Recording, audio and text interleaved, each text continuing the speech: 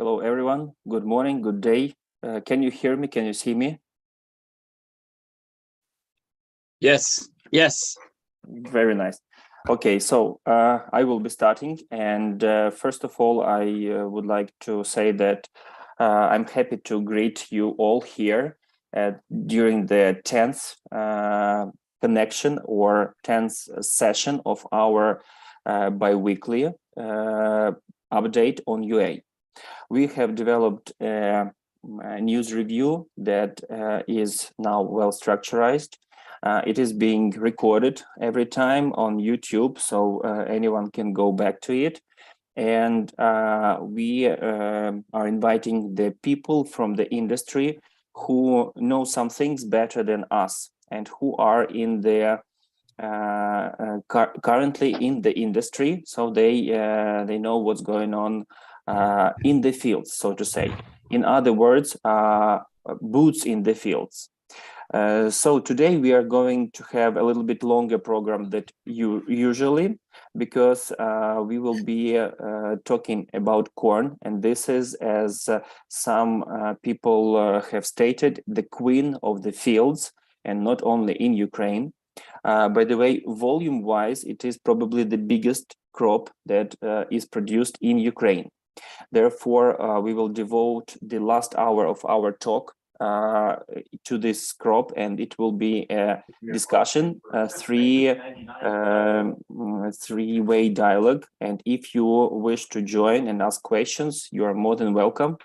Also, we have guests today. The first guest is going to be Olga Bykova. She works for the laboratory, soil laboratory, and she will tell us a couple of interesting facts about the season. So each season is different, and for example, 2020 was just devastating for Ukrainian agricultural industry, and 2021 was one of the record yields. Olga will try to bring some details into understanding what kind of season is being awaited this year in Ukraine. And also we have Oleksandr Milinchuk, who is the engineer at the nuclear power station, Khmelnytsk nuclear power station, and we will talk with him about the information that is currently on the worried information that is coming from the Zaporizhzhia nuclear power station. Also, we have invited today a respectful professor in economics, Roman Sheremet. He will be joining a little later. He will talk about the economical and political state of things that are happening here due to the war. So right now I would like to also say thank you to EC PhD and to their team for having our information being depicted during their field day in the end of July. We are very grateful to them for helping and supporting World to Rebuild Rural Ukraine. Also, Mr. John Birch, he is the farmer in North Dakota, and he has devoted the whole field day to World to Rebuild Rural Ukraine, and all the money collected will come towards rebuilding of rural Ukraine through our project. This field day was happening just last like 2 days ago. So thank you everyone for supporting our program. Thank you very much, dear ambassadors of the project, for helping us do better every time with your advices. And now let's go to the actual presentation. I have finished my introduction and would like to share the slides with you. 1 second. Just 1 second. Please, I would be grateful if you could, if you use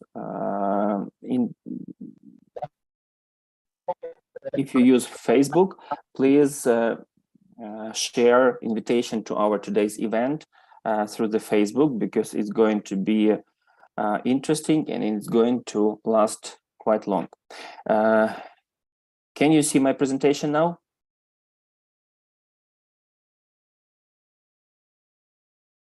Yes. Yeah, so it is full screen without the column on the left, right? Right. Okay, very good. So first of all, I would like to introduce you the team who stands behind our bi-weeklies. And last week on Friday, we have started the bi-weekly midterm, so to say. We are going to be posting the updates through the week. And these updates will be sent out to everyone through the emails, just like you are receiving the invitation to these online bi-weeklies. So here is the team who helps me bring the latest and the most detailed information to you. So the situation with the war, unfortunately, it is, it is going on, and it hasn't become even slightly lighter, unfortunately, but there has been some developments. So Russian forces, they keep claiming that they are they have occupied all of the Luhansk Oblast. However, if you can pay attention over here at the edge, there is the village named Pisky. It is still controlled by Ukrainian army. It is not much. As you can see, 99% and 99% of the oblast is occupied. However, not yet. As always, Russians are lying. Officially, they are trying to advance in Donbas region, and over the last probably 3 to 4 weeks, they have succeeded only within a couple of kilometers.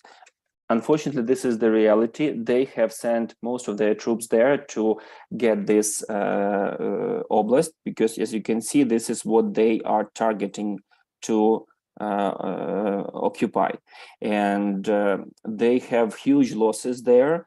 Unfortunately, their military equipment exceeds Ukrainian one in times, like more than 5 times or 7, as well as people. However, we are using a more sophisticated equipment thanks to our allies, and we are holding them, so they are not moving fast. However, the good news is that in Kherson Oblast, we are moving faster towards regaining the territories of our lands of this oblast. And you see here is the edge of Odessa Oblast, and Kherson Oblast has started to be regaining. This is purple color. Bad news that Russians have started shelling the Zaporizhzhia nuclear power plant, and it means that nuclear threat is even higher than it was before. And now we are not talking about the missiles. Here are the territories that Ukrainians have regained, and totally there are 46 villages and settlements in Kherson Oblast that Ukrainians have freed since Russian invaded this oblast. That is good news, and more to come. Unfortunately, and that is has been on the news throughout the world, the Russians have attacked the barracks with Ukrainian hostages, or the soldiers from Azov Azov regiment, and they claimed Ukrainians did it with their HIMARS rocket missile. However, that is not true, because neither the explosion, the wrecks, or there is no pothole from the explosion, nor even you can see the beds. They are still standing just like they were standing, which proves that it was a torch explosion or torch bomb that didn't have this explosive wave, but it was creating fire.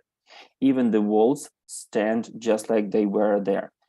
They told the rumors, it's not official, but the rumors told that all the service people from this prison, because it used to be prison before the war, they have left this object, like knowing that it will happen. As a result, 53 soldiers were killed and 130 were injured. But there is also an opinion that these 53 bodies that were found after this terrorist attack, because there is no other word to name this, they were already dead, and Russians did it just for the reason to cover their the evidence of them torturing the soldiers. They cannot forgive, so to say, the Azov battalion that they were so successful in fighting them back. Another bad piece of news is that Bucha terror is still continuing, although the people the people have returned home, and Russians have left this territory months ago. Just recently, there was found a new location, mass grave, with 117 bodies that include 12 children. Majority of them were women, children, and older people.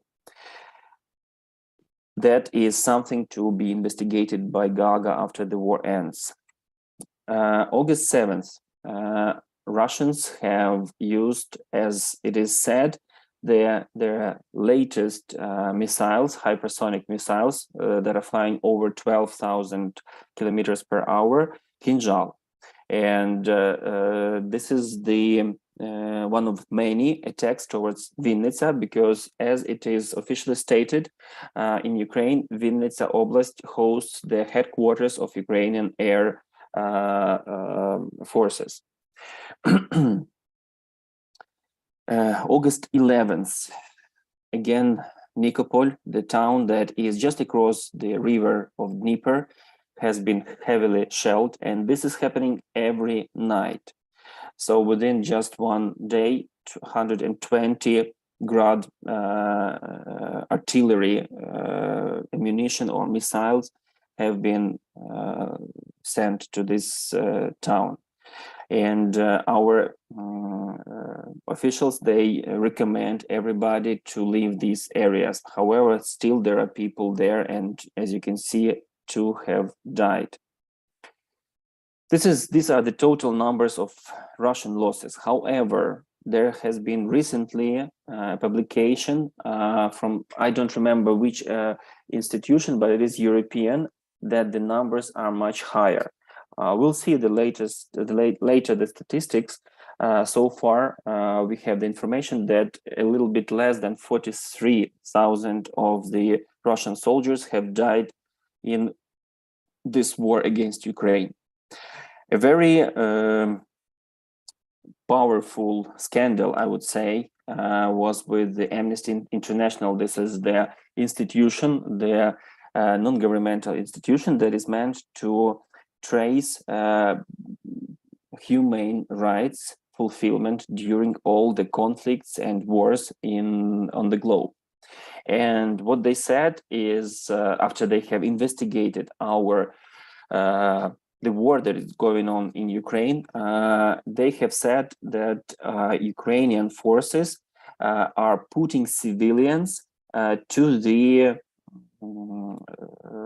at risk.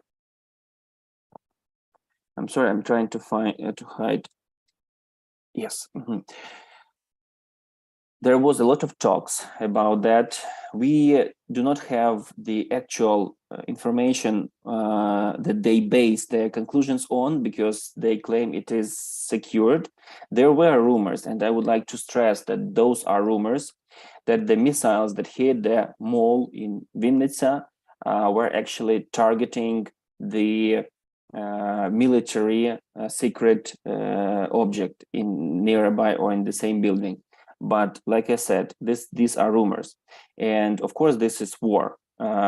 As a result of this scandal, one of the co-founders of the Swedish branch of this institution left the organization. There were a lot of publications on Twitter and other social media that people, those companies that were supporting financially this organization, so as a result, this organization has lost at least 30% of their donors.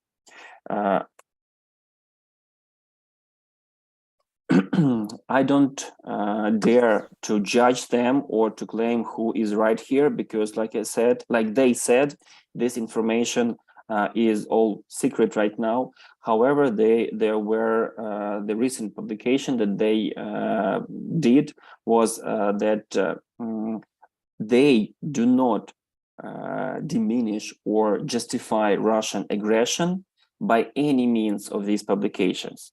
And they claim that all the responsibility for this war is laid only on the Russian side. However, they have reasons to say that Ukrainian military have put, there were several cases when they have put civils under additional threat by being present in the places where civilians were. So what are the good news now? Ukrainian armed forces have been using the HIMARS and other artillery, which is much more accurate against Russian storage facilities of the military, of the ammunition and weapon. And we can see that at least from 1st till the 7th of August, this is only within 1 week, 21 storage facility was destroyed. 20 military bases were destroyed, and 2 objects of military infrastructure. And you can see the dots here that Ukrainians have targeted. As you can see, most of them are in Kherson Oblast, which is strategically most important according to the official statements of our armed forces.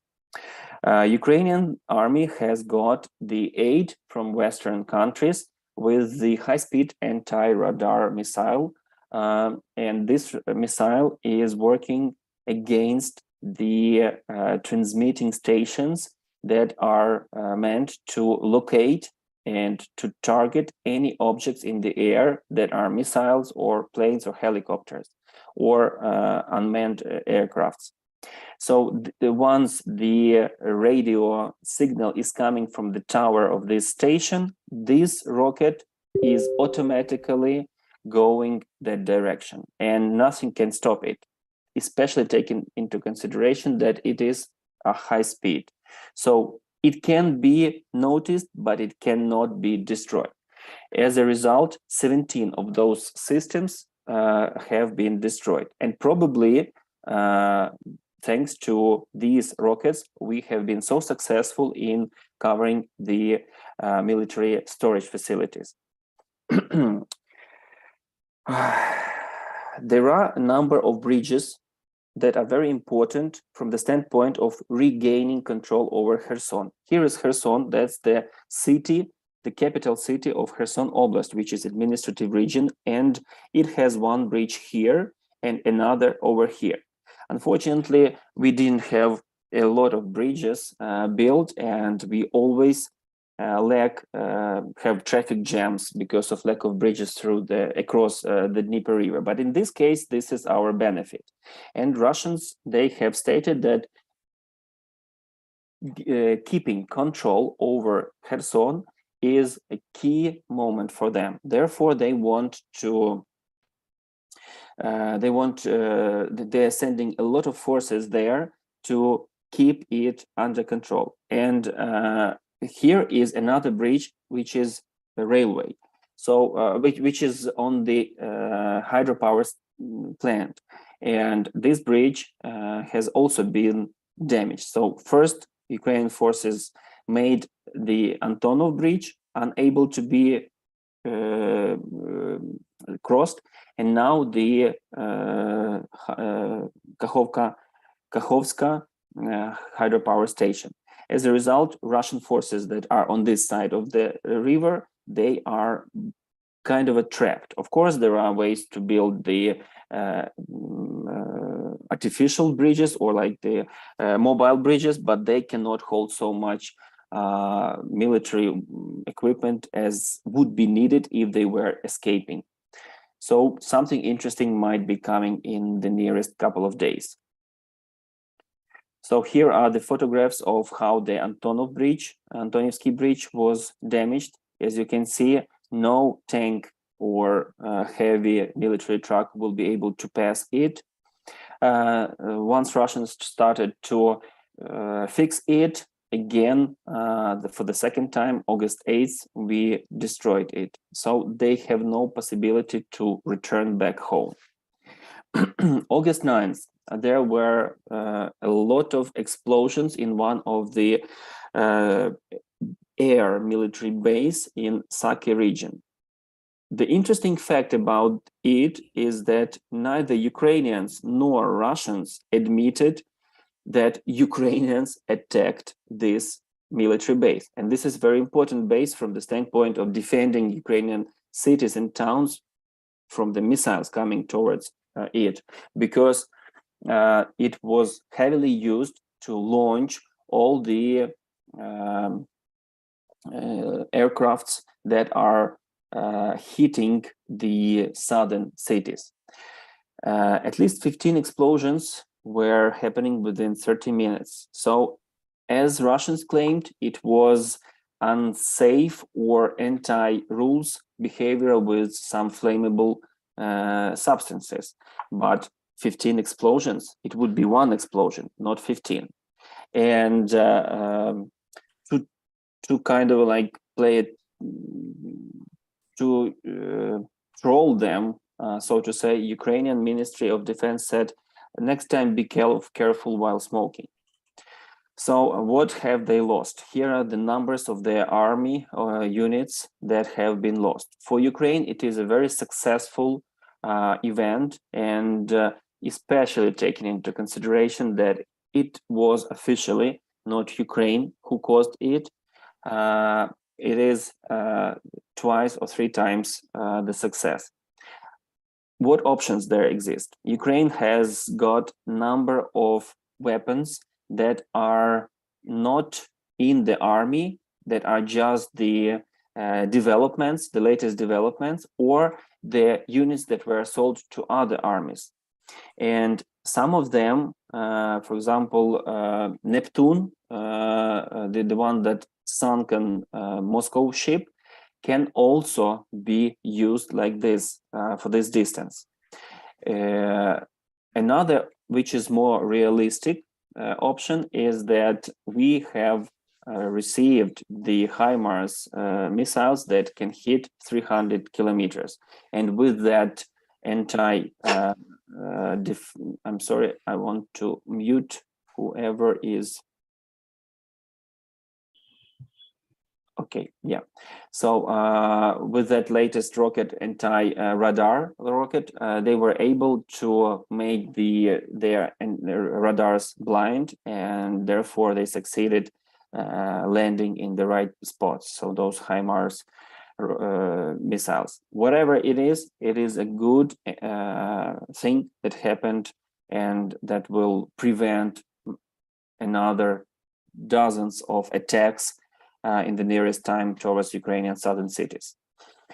I would like to pay attention to what Mr. Antony Blinken recently in his interview said, because it is what I was always claiming as the main focus of my presentations in the United States of America. So allowing Russia to bully Ukraine would mean open season worldwide.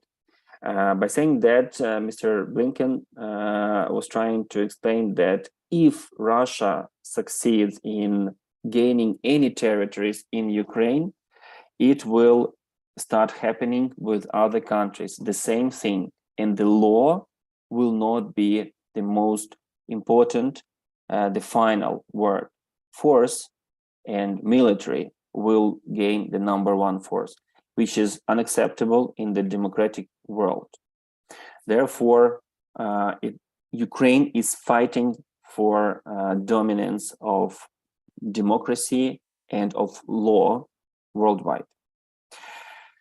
Now, the nuclear power stations and the possible attacks, not possible, actual attacks have already happened, and even yesterday they have shelled one of the blocks of the Zaporizhzhia nuclear power plant, and that wasn't the first time. They claim that this nuclear power plant is already mined, and it is going to be either Russian or it is going to be destroyed, which is a very serious official statement that brought a lot of attention, and institutions, Western institutions, including United Nations, have had meetings devoted to this threat over the last couple of days. So that very much reminds me what our guides to the Chernobyl power station, the tourist guides, have been telling us recently when we visited this power station. Just a second, I will provide you more details.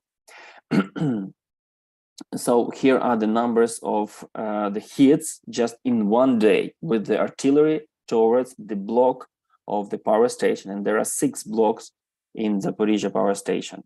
They are trying to blackmail the world so that Ukrainian armed forces would not do anything to regain this nuclear power station. What they have started, because technically it was impossible or very difficult to be done, they have started to shut down the blocks and to reconnect it to Russian system. By saying Russian system, it is sending it the electricity instead of to Zaporizhzhia, sending it to Crimea. They said that if Ukraine wants, they can buy electricity from this nuclear power station. How cynical that is. So they say that they have, or they have, and they are storing their weapons just in one of the premises nearby the actual nuclear power block. And this is especially important because any accidental explosion can result in the massive pollution of thousands, or we cannot even predict how many thousands of square kilometers will be affected, because it depends heavily upon weather, and it depends, of course, upon the explosion force. In Chernobyl area, only one block was exploded, and it didn't explode by them artificially. It exploded with the processes going on inside the reactor. What can happen? No one knows what can happen in this case. So here is the map of Ukrainian power stations. You know that Chernobyl is not functioning, but it has 4 reactors. There is another Rivne power plant, which is equal in size, and there are 2 smaller ones, Khmelnytsky and South Ukraine plant, 2 and 3 reactors respectively. Zaporizhzhia is the biggest nuclear power plant in Europe, and if it explodes, it will be at least 6 times more catastrophe than in Chernobyl. Good news is that they understand the threat, and when they are shelling from the territory of Zaporizhzhia power plant, the Nikopol town, they leave the territory of the power plant, go out to the safe distance to the shore, and then they launch their artillery. That's, of course, bad news, but good news that they understand that doing so from the territory of the plant is very dangerous. However, when they were coming towards Kyiv, they didn't understand the danger when they were digging the tunnels on the territory of Chernobyl power station. As a result, no one knows how many, but at least hundreds of soldiers were hospitalized, and they stopped digging in those in the Red Forest just when they all started vomiting, and these were the first symptoms of radiation disease. Interesting fact back then that their general said there is no way they could have got any radiation, because during the World War II, our grandfathers were digging these tunnels, military tunnels there, and no one got hurt. Yes, of course, because the Chernobyl catastrophe happened a couple of dozen years later in 1986. So they were not even aware of what happened and how severe was the catastrophe during the Soviet times in that area, just for the reason the propaganda was hiding these facts. So now let's go to this, and I would like to stress that these are just rumors, and this is what we have heard from the tour guide in Chernobyl area. They said that back there in 1980s, Europe was very active in building power station, nuclear power stations, because it was a cheap energy, and high capacity power plant stations could be built very quickly. What they needed to follow some security measures. And of course, Russia didn't want to lose its market for gas and for energy sources. Therefore, understanding that Kyiv is very close to European countries, it is located far away from Moscow, relatively far away from Moscow. They started this testing and deliberately led it to the catastrophe, which resulted in pollution that touched upon European countries as well. What happened? Of course, a lot of constructions of these nuclear power plants in Europe have been terminated, and Europe returned to purchase gas from Russia. This is just the opinion that is there. Of course, no one knows the real facts, but most of the opinions, they stick to the fact that this wasn't just the catastrophe, and some people knew it would happen. Whether they wanted to make it happen or whether they were too ignorant, that's a different question. So again, here are the power stations, and we have the guest, Oleksandr Milinchuk. He works for the Khmelnytsky power station.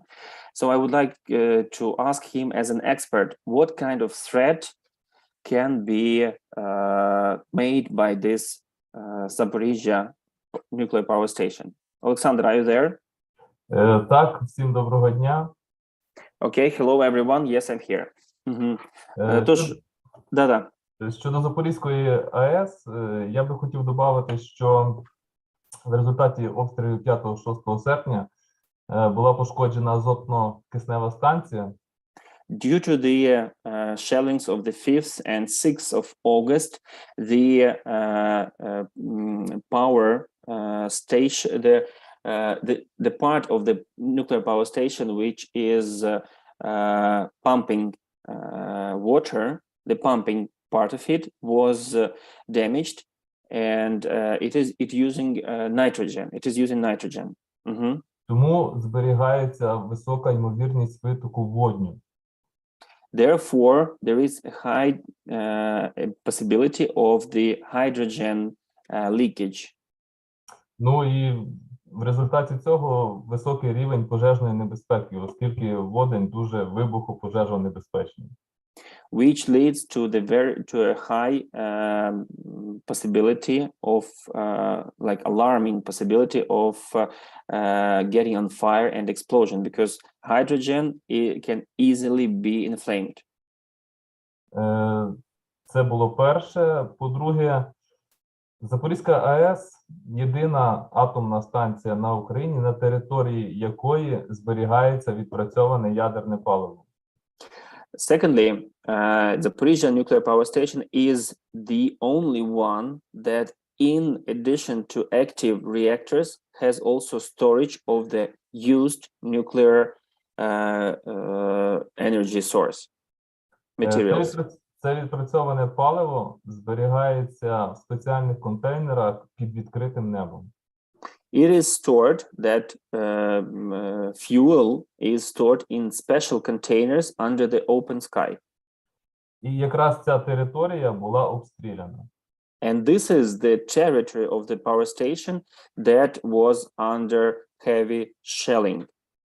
Ну, руйнування цих контейнерів не зафіксовано, але пошкоджені 3 датчика радіаційного моніторингу. Although the actual containers have not lost its insulation and they're still capable of keeping the radiation in, 3 meters of the radiation were destroyed. Monitors. А по-третє, Запорізька АЕС була з'єднана з енергетичною мережею України 3 лініями. The third point that I would like to add is that Zaporizhzhia nuclear power station is joined to Ukrainian electrical network with 3 lines, 3 power lines. 2 з 3 цих ліній були зруйновані. 2 out of 3 were destroyed already, have been destroyed. Якщо буде зруйнована 3-я лінія, це вже аварійна ситуація. If the third line is destroyed, this is the situation of the alarming situation. Чому так? Оскільки реактори потрібно буде охолоджувати, паливо в реакторах потрібно буде охолоджувати.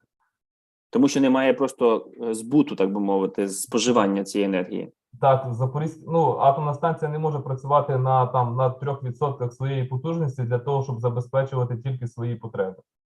So it means that if the third power line is destroyed, the power will not be able to be used.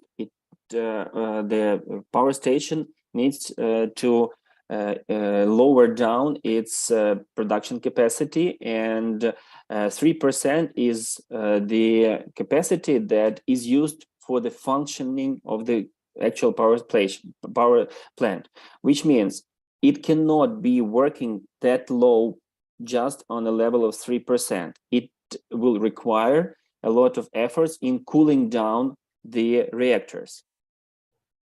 Тому прийдеться запускати дизель-генератори, якими, і насоси охолодження живити від цих дизель-генераторів. Але якщо буде якась проблема з цими дизель-генераторами і вони раптом не запустяться, то ми будемо мати Фукусіму. In this case, when there is no consumption of electricity, and these reactors, they are being lowered down, their capacity is being lowered down so that it shuts down and it requires cooling down.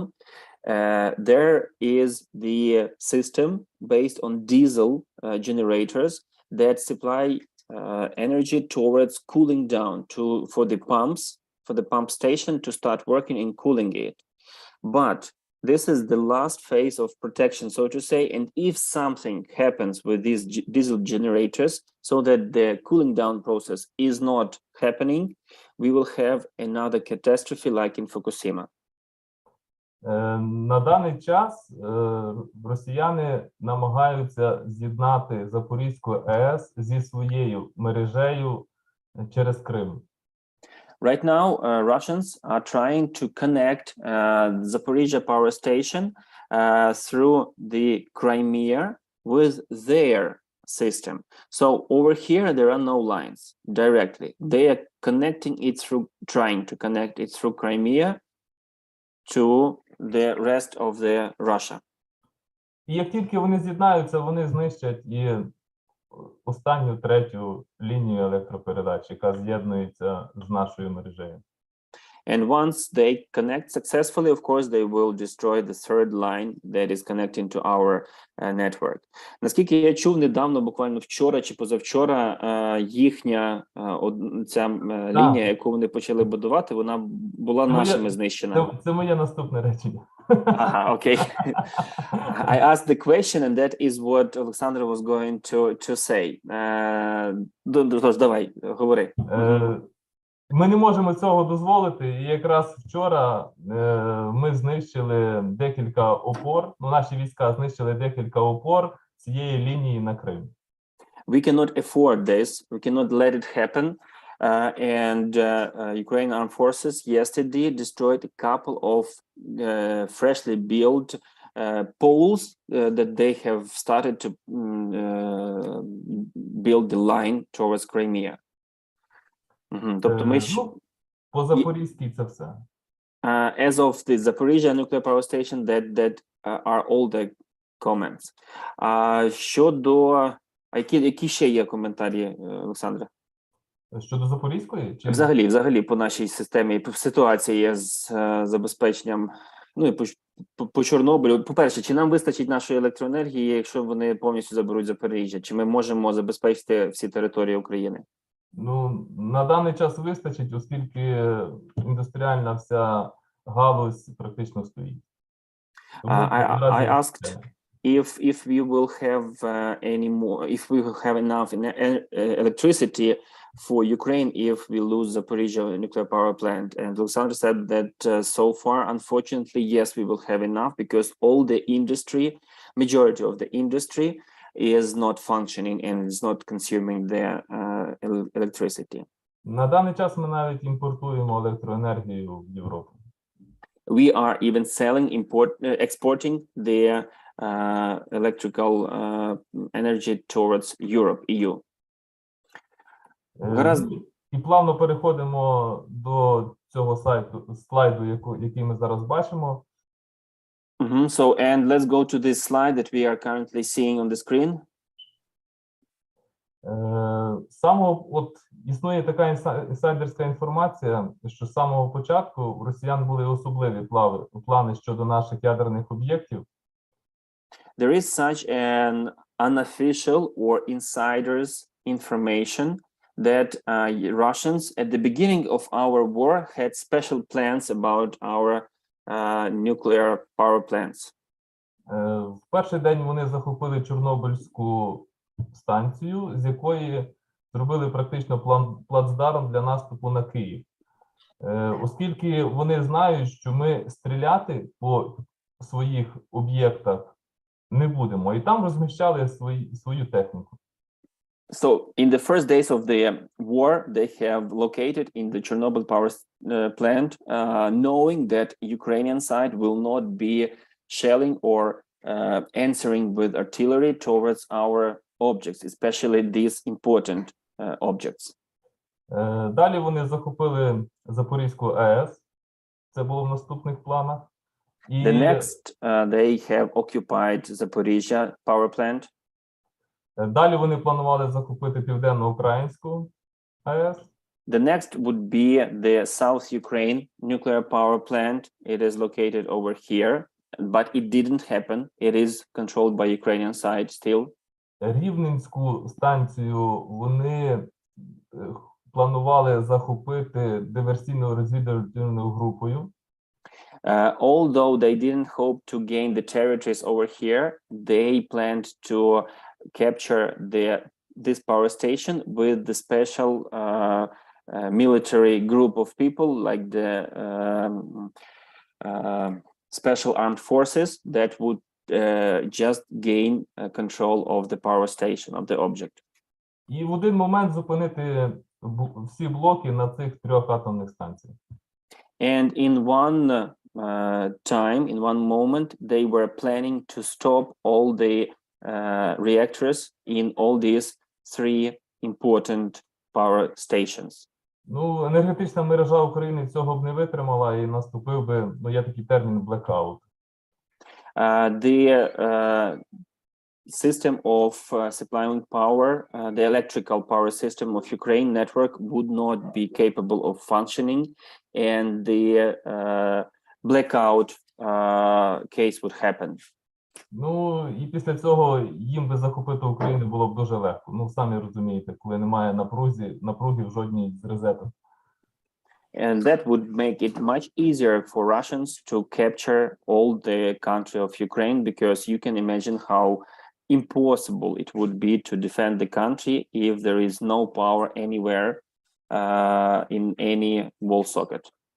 Ну, на щастя, їм це не вдалося. Thanks God, they didn't succeed doing it. Наступне. Чи є питання? Do you have any questions? No. Значить, тоді продовжуємо. Ну і хотів би звернути увагу до відношення МАГАТЕ до даної ситуації.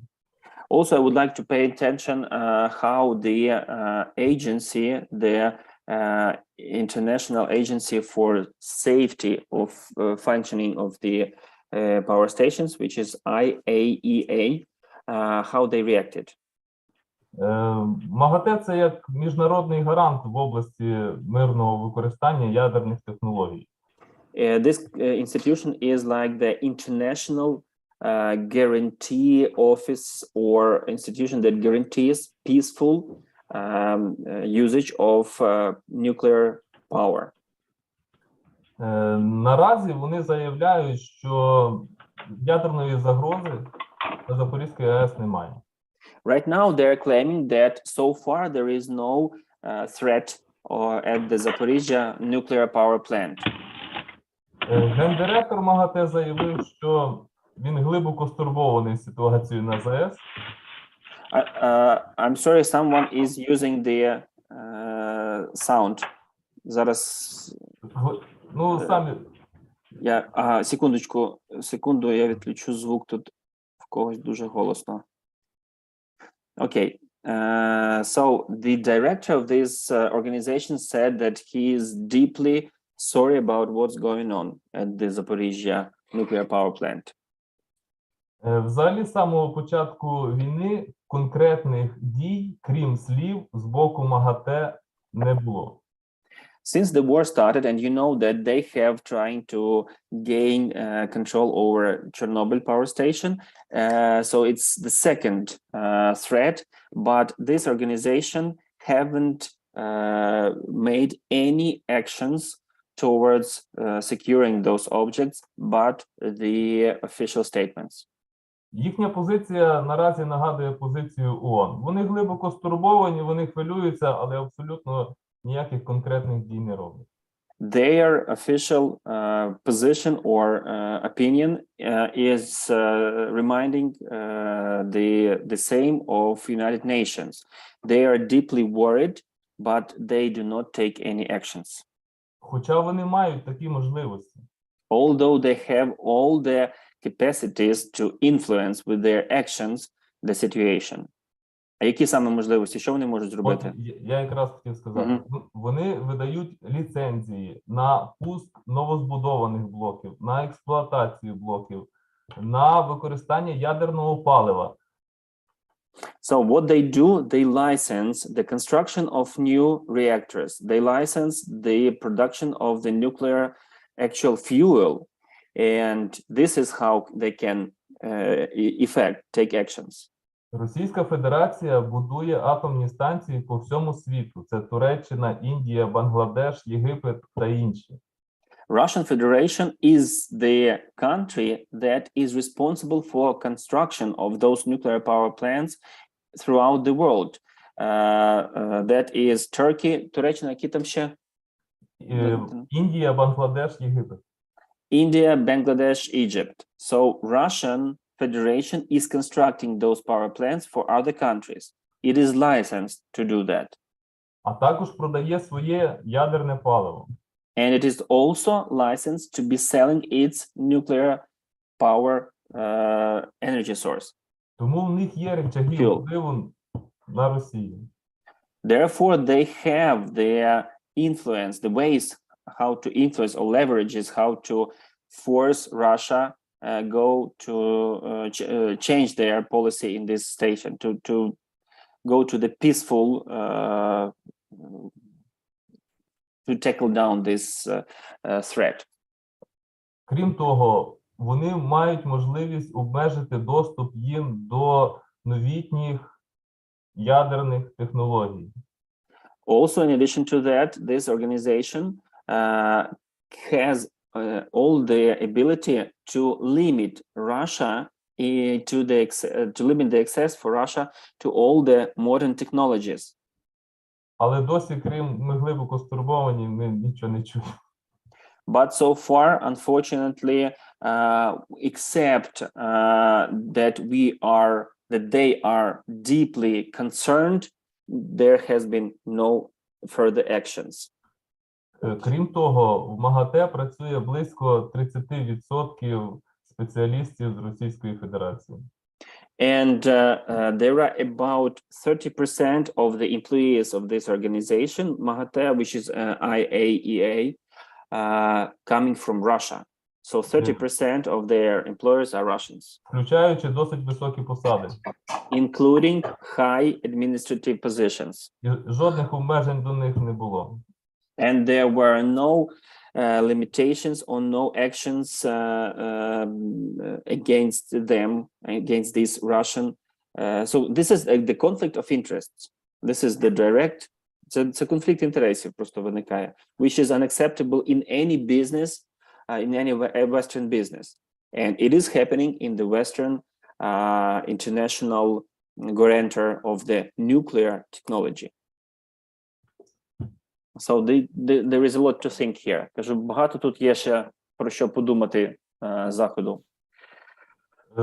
Так, я ще раз хочу наголосити, що це не ООН. Вони мають конкретні рычаги впливу.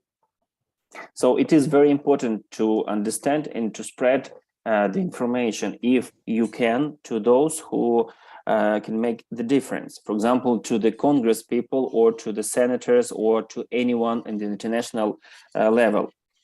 This organization, IAEA, that controls the nuclear power, peaceful usage of nuclear power, they have ways to influence the situation at this Zaporizhzhia nuclear power plant, but they are not taking any actions. У нас наразі є конкретні вимоги щодо демілітаризації ЗАЕС і допуску туди міжнародних незалежних експертів. Росіяни не виконують цього. Ukrainian side has very distinctive demands. First of all, this object to be demilitarized so that there are no militaries at the territory of the power station, and Ukrainian representatives must have access to this power plant. Neither of these two demands is being met or fulfilled by Russian side. Ну і вчора відбулося засідання Радбезу ООН по цьому питанню, на якому теж міжнародні експерти вимагають від Російської Федерації допустити на Запорізьку АЕС незалежних міжнародних експертів. Yesterday, United Nations had the meeting that was devoted to this problem, and all the international experts, members, they were demanding Russia to allow the third-party experts be present at on the territory of the power plant, which is not still the case. Ну, Росія поки цього не виконує. Russia is not agreeing on these conditions. Вони обстрілюють Запорізьку АЕС і звинувачують у цьому нас, хоча незалежних експертів, щоб перевірити це, вони не допускають. They are shelling the power plant themselves, saying that this is Ukraine who are doing it, blaming it on us, and not allowing the third party, the neutral experts, to be there and to prove the fact that they are saying what they are saying is kind of a right. Ну, все. Гаразд, дякую, Олександре, велике. Це справді так ось вичерпно і ґрунтовно. Я навіть сам не думав, що є можливість вплинути на ситуацію. Thank you, Oleksandr. It was very detailed and professional. I myself didn't even guess that there is a way this organization, that anyone can influence except the military people. Будемо сподіватися, що будемо почуті. Дякую, велике, Олександре. Дякую всім слухачам. Okay, thank you, Oleksandr, and thank you everybody for listening to this part. We will proceed right now, and we are going to shift slowly to the planting season. We are going a little bit later than we expected. Like I said, that today we have a lot of useful information, and we don't want to skip anything. Therefore, if you have a necessity to leave the meeting, you will always be able to go back to our page, which is called Live, and see the recording of it with the agenda stated on YouTube. So you will be able to connect to the very part that you would like to listen later on. Meanwhile, due to the war, Ukrainian agricultural industry has lost 25% of its farmlands. That's both in spring crops and in winter crops. It is hard to say exactly, so I would say that minimum of 25% because the southern areas are still occupied. And it is 14 million hectares. You see thousands of thousands which were planted, and that is 3 million hectares less than previous year. So out of 14, out of 17, 3 is missing. We've had this slide. Nothing has changed. These are the acreage of the crop that is stated here, planted this year versus the year of 2021. Let me translate quickly. This is spring wheat, spring barley, spring canola, oats, peas, corn. Corn has lost 1 million acres. I'm sorry, hectares. Buckwheat, millet, sugar beet, sunflower, soybeans, and potatoes. So a little like 80% from the previous year's planted hectares were planted this year. The farmers were shifting to the crops that are easier to manage in the fields, that are more expensive, and which are less in the price of transportation and post-harvest handling. Therefore, corn is the last one in row, and it lost, again, as I'm saying, 1 million hectares. So here you can see the numbers, and that's what I'm basing my conclusions. 4.6 last year, this year, last year 5.5, 1 million. Okay, this is the data of the beginning of July. What was the forecast of the millions metric tons for each of the crops? The blue is last year. Please remember that last year was one of the most successful for Ukraine, therefore it is not an average. However, you can compare how radical are the numbers. So this was the prediction as of end of May. That is the prediction as of beginning of July. I would say that right now it will change, and we are expecting Ukrainian Grain Association to issue another forecast soon. So this harvest, as a result, if we add all the numbers, will be resulting in 50 million metric tons of grain and about 15 metric tons of oil crops. The fall planting, to make it happen, Ukraine will require about little less than $250,000 to fulfill all the planting. My personal opinion that right now, as the export started working, the sea export, the future season looks a little bit more optimistic, but it is for the farmers to decide. So winter crops harvesting season. These are the crops that were planted before the war, last fall 2021, and these hectares are being harvested at this moment. 41% of the total area has been harvested. This is as of August 5. And it resulted in almost 18 million metric tons threshed. If you remember, at the beginning of the war, we had about 20 to 25, according to different statements, million metric tons of the commodities that had to be exported. We've been exporting in average 1.2 million per month since then. Now we have added another 18 million. In the southern areas like Odessa and Mykolaiv, which are controlled by Ukraine, almost everything is finished right now. So let's move on. What is happening in those areas? In addition to the actual harvest, Ukraine is losing the hectares and the crops due to the torch missiles that Russian forces are sending towards the fields of Ukraine. And as a result, only in the fields hectares, we have lost 5,000 hectares just by the fires. Another 1,500 hectares were saved by the military, who are fighting both battlefields, the military battlefield and the agricultural battlefield. These are the regions, the examples of how many fires have been happening in the oblast, in the administrative regions close by to the active war zone.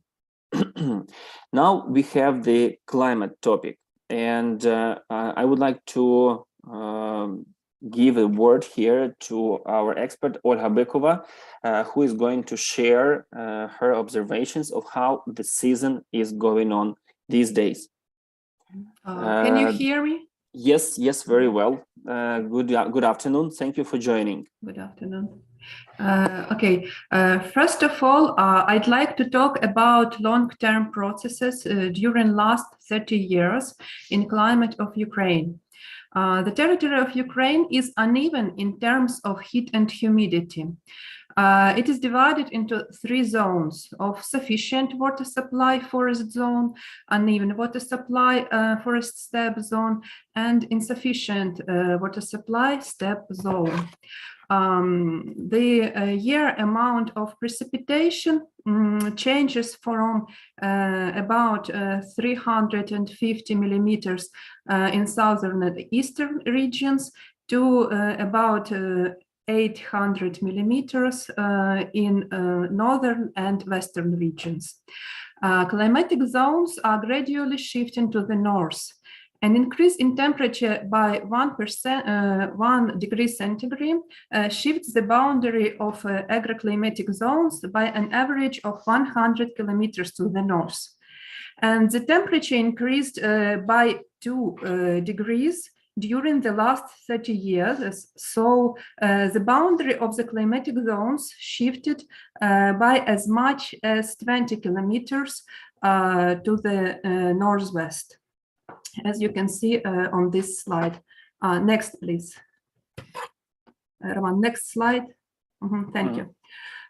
This slide shows the average data for Ukraine regarding the monthly course of air temperature and precipitation, with deviations for the years of observations, which are 1981 to 2010, used in the report on climate change impacts for Ukraine 2021.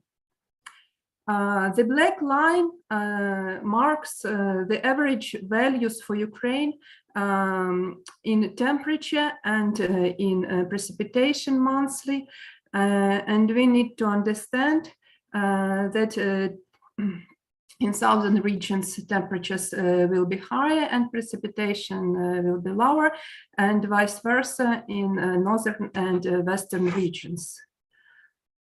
Next slide, please. We say that every agricultural season in Ukraine is unique and has spatial challenges, but there are some tendencies about weather conditions. Regarding this year, we saw tendencies general for recent times. The number of solar anomalies has increased. The number of days with extremely high temperatures, so-called heat waves, when daytime air temperature exceeds 30 degrees centigrade. The number of these hot days has increased significantly last years for Ukraine. And these conditions are often accompanied by air drafts when we have a very low air humidity. Some of year precipitation fluctuates, and the distribution of precipitation throughout the year is uneven. Period with rain are prolonged, without rains are prolonged, and a huge amount of precipitation could fall down in very short terms. It does like monthly rate for one day. Prolonged spring and summer periods without rains are becoming more common, including this year, causing poor conditions for the initial development of spring crops and decreasing of grain formation for winter crops.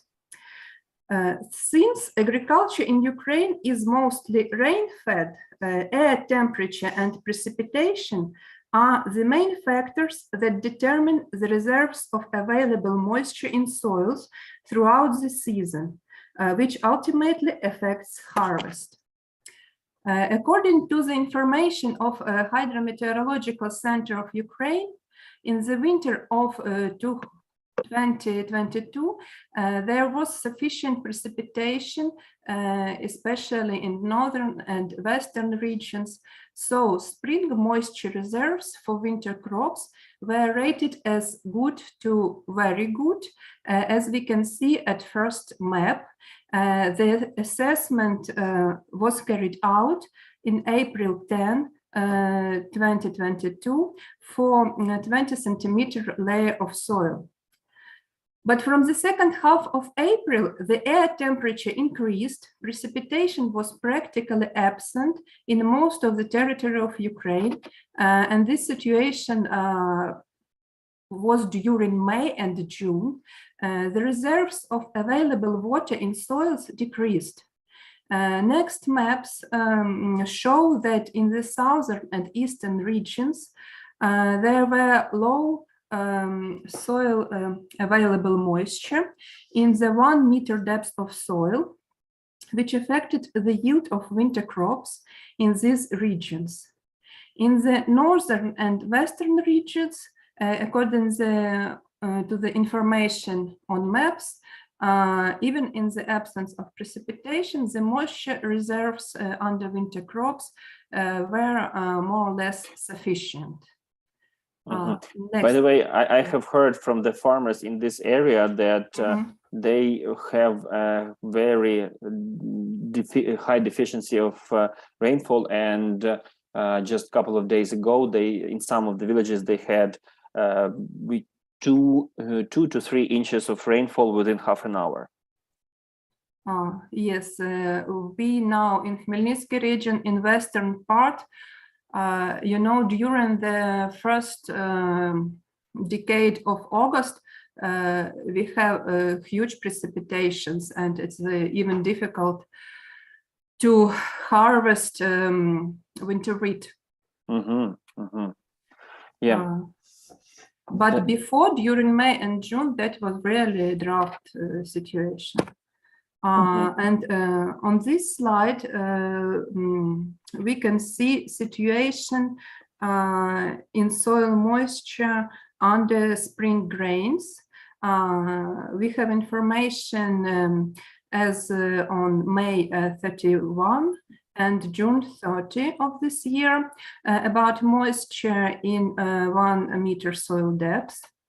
So the assessment of available soil water in 1 meter soil depth under spring crops showed rapid drying of soils during June, especially in southern and eastern regions. For spring crops, the May and June period is critical because at this time crops need moisture for germination and early growing. And even in some districts of Western Ukraine, we had a situation of summer drought, of very hot day temperature that exceeded 35 degrees, and the upper soil layer of 10 centimeters where seeds were laid was really dry, and it affected crops germination, really. So do you think that this season, because every season we have the elements of drought, do you think this season will be within the average limits, or it will be better or worse in general in Ukraine? In general, I cannot say because it's very difficult to have some conclusions in general, yes? Because if we try to make some conclusions in general, even for the Western region where I am working, we have very, very different situations in each fields. So the average rainfall might be okay, but being unevenly distributed might be a problem. Yes, and now in this presentation, I am connected only with weather conditions, yes, but about soil moisture content, about soil moisture reserves, the question of soil soil density is of a huge importance, and during last years there is a real tendency that our soils are become more dense and dense and dense, and it affects on crops' ability to put on that water from soil. Yes, the infiltration of water is a problem, and the root growth of the plants is also slowed down because of the damp soil. And if you have a dense layer near the surface, it tends to dry faster than when it would be more loose. Okay, so what are these slides about? And this slide is about information about plant available water in soil, in 1 meter of soil, under sunflower and under corn. It's a general information of Hydrometeorological Center. They build these maps periodically, and we can see same situation in southern regions. Under sunflower, situation is like insufficient water supply or even drought. And under corn, we can see also not very good situation in central regions. Yes, yellow is insufficient water supply. These maps were like on the date July 31.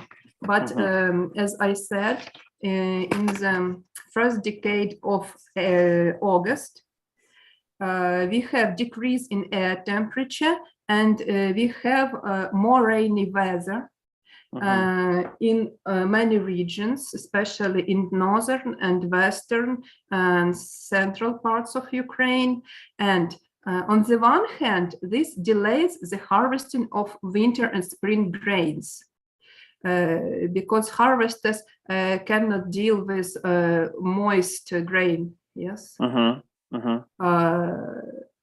on the other hand, these rains during August, they give us chance to improve the conditions for sunflower, corn, and soybean plants. Agree. And for sunflower, the drought that was happening in the end of July, the red one, is not that critical, even as the yellow drought for corn. So sunflower can is more drought resistant than corn. Am I understanding rightly? I suppose so. Because I know that sunflower has long roots, and it can give decent yields in dry regions. That's why it's dominant. Roman, I hope that this is so, yes, but I am as a practical lab worker, yes, I always speak with agronomists, and they say, oh, okay, give us information about water supply, not to 1 meter, but to 1.5 meter, because we know that sunflowers' roots are growing deeper and deeper and deeper. And this situation is also connects with which I said, when we have some dense span, yes, it's very difficult even for sunflower roots to dig deeper. To break the pen. Yes, to break the pen. Here I have slides about information on weather conditions, yes, on real moisture in soil, as our hydrometeorological center informates us. But I cannot I cannot know situation in each field. I understand. If there is also a dense span, the situation with moisture and the situation with sunflower or with corn will be not so good as could be. Okay, got it. Thank you very much, Olga, for your detailed and scientific approach. I hope it will be informative for our audience, because I have been hearing a lot of questions. So how does the season do? Is it going to be good, bad, or average? As far as compared to some areas in Europe, I would say it is better, but we will see the result. As we say, the chicken should be counted in the fall. Yes. The same here. Yes. Thank you very much, Olga, for your time, for your preparation. All the best to you then. Thank you. Okay, so now we will proceed, and I would like to pay attention to a very sad fact that happened recently. Please let me know if you can hear me well, because I have no sounds. I hear no sounds, and I wanted to make sure that I am still online. Can you hear me? Yes, we can. Oh, good, good, thank you. So on July 31st, there was another shelling of Mykolaiv city, and that shelling unfortunately killed one of the very important and very famous people in Ukrainian agricultural industry, Oleksandr Vadatursky. He was the founder of the Nibelung Corporation, and he was the man, he was talked about as the man of honor and anti-corruption or corruption fighter. He was, during his lifetime, awarded with a number of awards, but the most significant of it was the hero of Ukraine. Unfortunately, that night he died with his wife. Some people said that this is their, like in the fairy tales, they lived long, happy life, and died the same night. But it wasn't the natural cause, unfortunately, neither for Oleksiy nor for Mrs. Raisa Vadaturska. So Oleksiy Panasovich, he built the company that was involved mainly in grain export. He was the first to regain or rebuild the transportation of grains, agricultural commodities through Dnieper River. I remember in the years 2010, 2011, I was coordinating one of the trips for his colleagues, so I communicated directly with him. And after that trip, I was also developing the tour for Nibelon based on the transportation through the rivers of grain. I developed a tour as the example in the state of Washington using the Columbia River from the eastern part of the state where they grow soft white winter wheat to the western part of the state where they have the ports that can supply the produce to all the oriental coastline.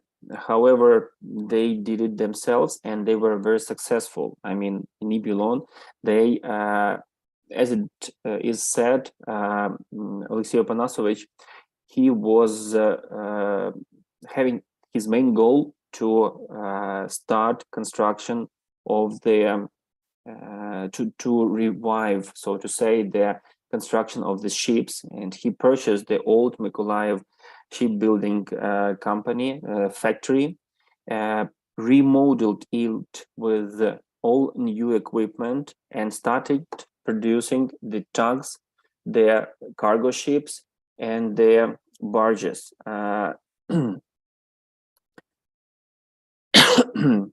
They were exporting the grain, collecting it along the Dnieper River, bringing them to their location in Mykolaiv. This is how it looked from the sky, a huge terminal that is storing 4 to 5 it is hard to say right now. I don't have the numbers, but the storage is huge, and over the year they were able to export 5 million tons. By the way, Mykolaiv, thanks to this terminal as well, is considered to be a #1 capacity agricultural port of Ukraine. It is located on the Dnieper River. There were some publications. Those are not official, but the factory that Mr. Oleksiy Vadatursky reconstructed in Mykolaiv, the shipbuilding factory, it had some orders on the construction of the military ships for Turkey, Italy, and other countries. It has no proof, so I'm not going to go into details, but it's not only about agriculture. But let's return to the agriculture. Right before his death, Egypt refused to accept 240,000 metric tons of the commodities, the crops that were to be supplied to Egypt by Nibelon. They claimed that this is because the contract wasn't fulfilled on timely manner because of war. Of course, it was supposed to be shipped in April, and as a result of the war, it hasn't been shipped, but it can be now. And it happened, his death happened also before he was supposed to fly to Turkey for negotiations. So as you can see, it is he died, that seems accidentally, but I would like to stress the word seems accidentally, in a very important time, in a very hectic time for him and his business and for Ukraine. Therefore, a lot of questions are risen.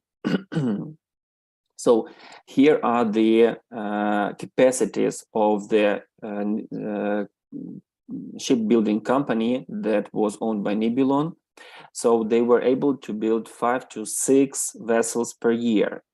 There was a very interesting movie, Big Money series, the interview with Mr. Oleksiy, and he said that some people are buying yachts. I also have a yacht, but it is a cargo one, and it is also running the Rolls-Royce motors.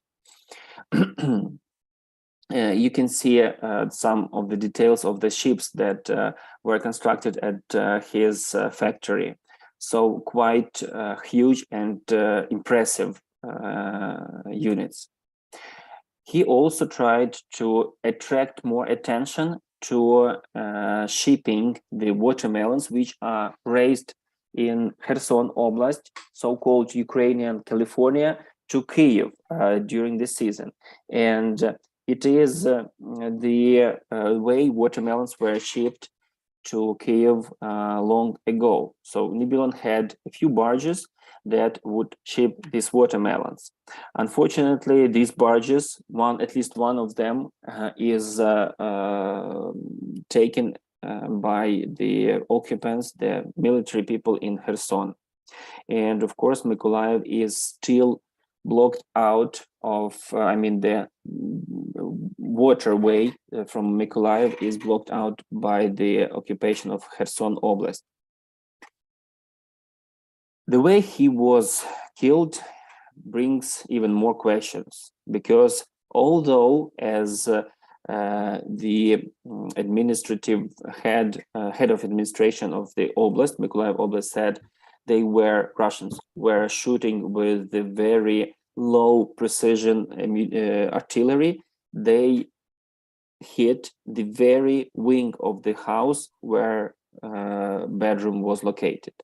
It brings attention, and some people are saying that there must have been a target, or the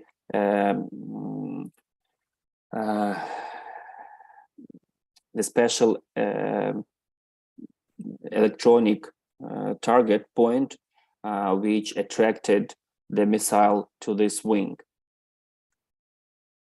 So he, as you can see, was unfortunately the priority target for the occupants, and through his lifetime he has always been the man of a word, and he preferred to go to court rather than tackling any questionable moments with the authorities by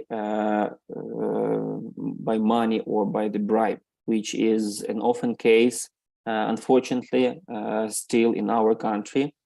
But he can be said that he can be claimed to be the first and most prominent anti-corruption warrior.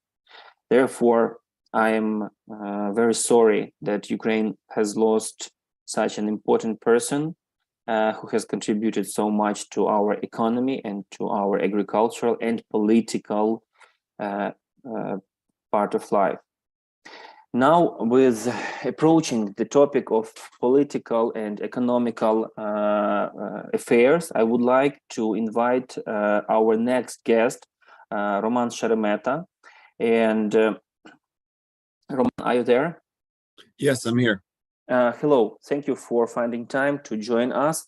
I've known you not for a long time, but I've made a conclusion that you are very well informed about Ukrainian political and economical situation. And we both, those who live in Ukraine and outside of Ukraine, we have a lot of questions as of this part of life. First of all, we have heard today that the industry of Ukraine is not or hardly working, and the export is not happening.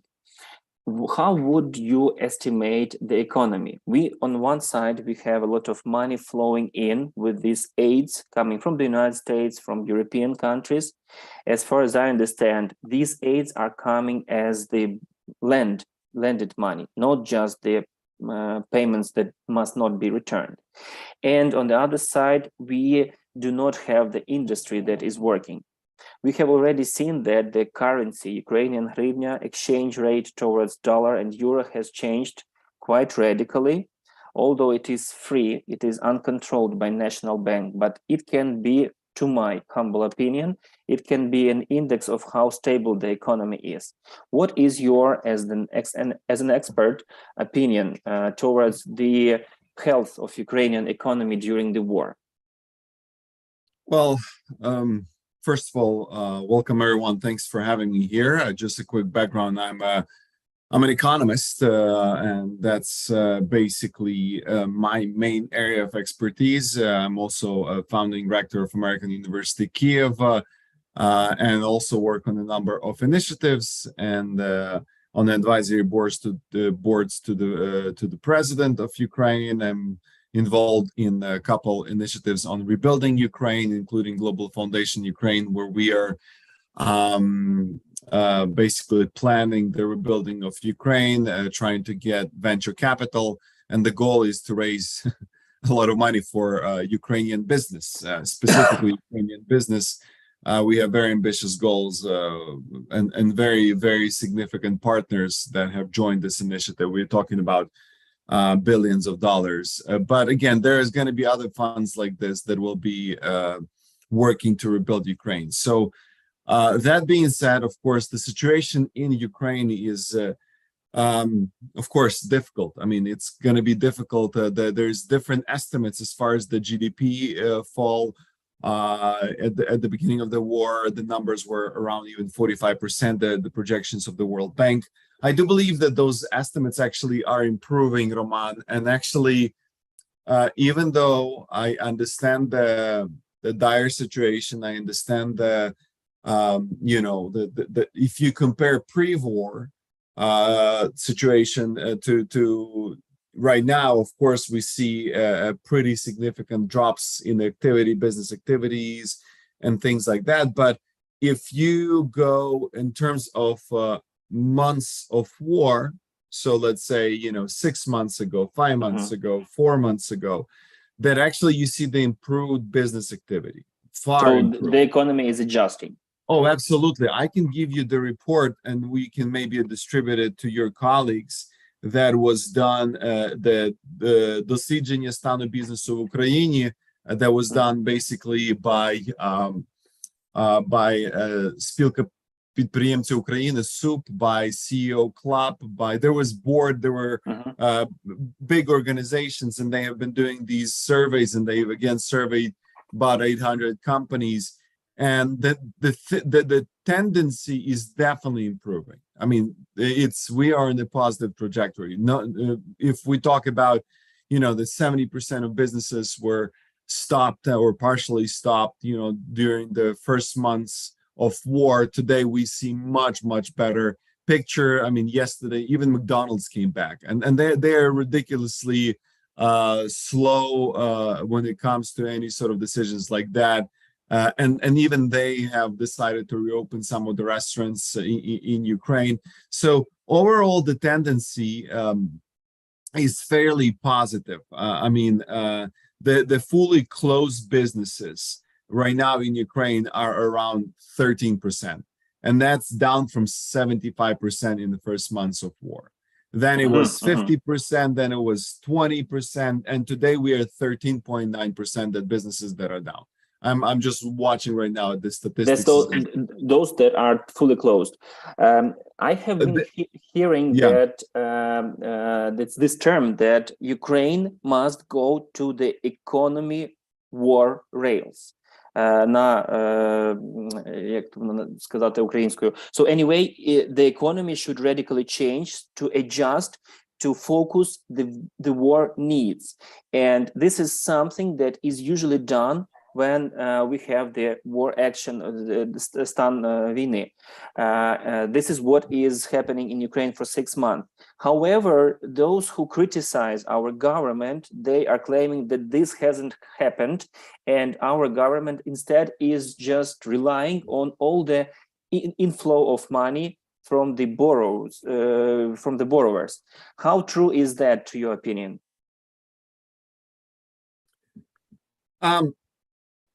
The one important thing is that the government doesn't control the economy. at least in our, the businesses, a lot of things we thank God still have a free market economy, at least to the extent that we can have. So to blame anything on government would be just silly. I'm not in that position. Obviously, the one thing that I do agree with is that we need to make start making these long-term adjustments, and they are already being made. So don't get me wrong. They are being made. It's just there has to be some significant support from the government, and I'm not talking about money, because right now the government doesn't have money. But I'm really worried about these initiatives that have been put by Hetmantsev and others, and I've been openly opposing them on many grounds about, putting the tax on the 10% tax on the foreign exchange transactions. I mean, apparently they're backing down from that. There's been raising the taxes, to fund the basically the Ukrainian government activities and the war activities. Look, we need to do this. This is why we have international aid. This is why we need to have big players like World Bank, like EDBRD, like the IMF and other institutions helping us out to, sustain our financial system and things like that. And they will be helping the government. Now, the government needs to let the business free, basically, especially in a time of war. Because and to minimize taxes. I understand that's a kind of a difficult position, because you need taxes. Especially you need taxes during the time of war, because there is a war that needs to be sponsored and maintained, all the activities. But this is really where we need the government needs to focus on the foreign basically players that will help us to do that. But the government needs to let the businesses go, let them minimize the taxes, regulations, and let the business adjust to these war times themselves.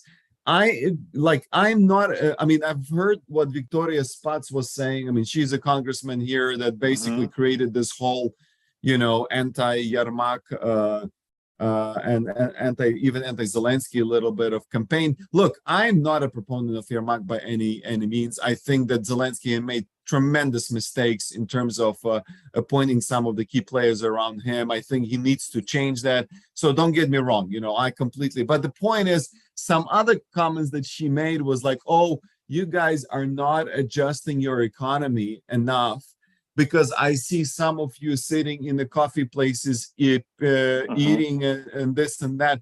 Look, this is the part of the economy. This is what creates the GDP. What else would you expect of the restaurant to do?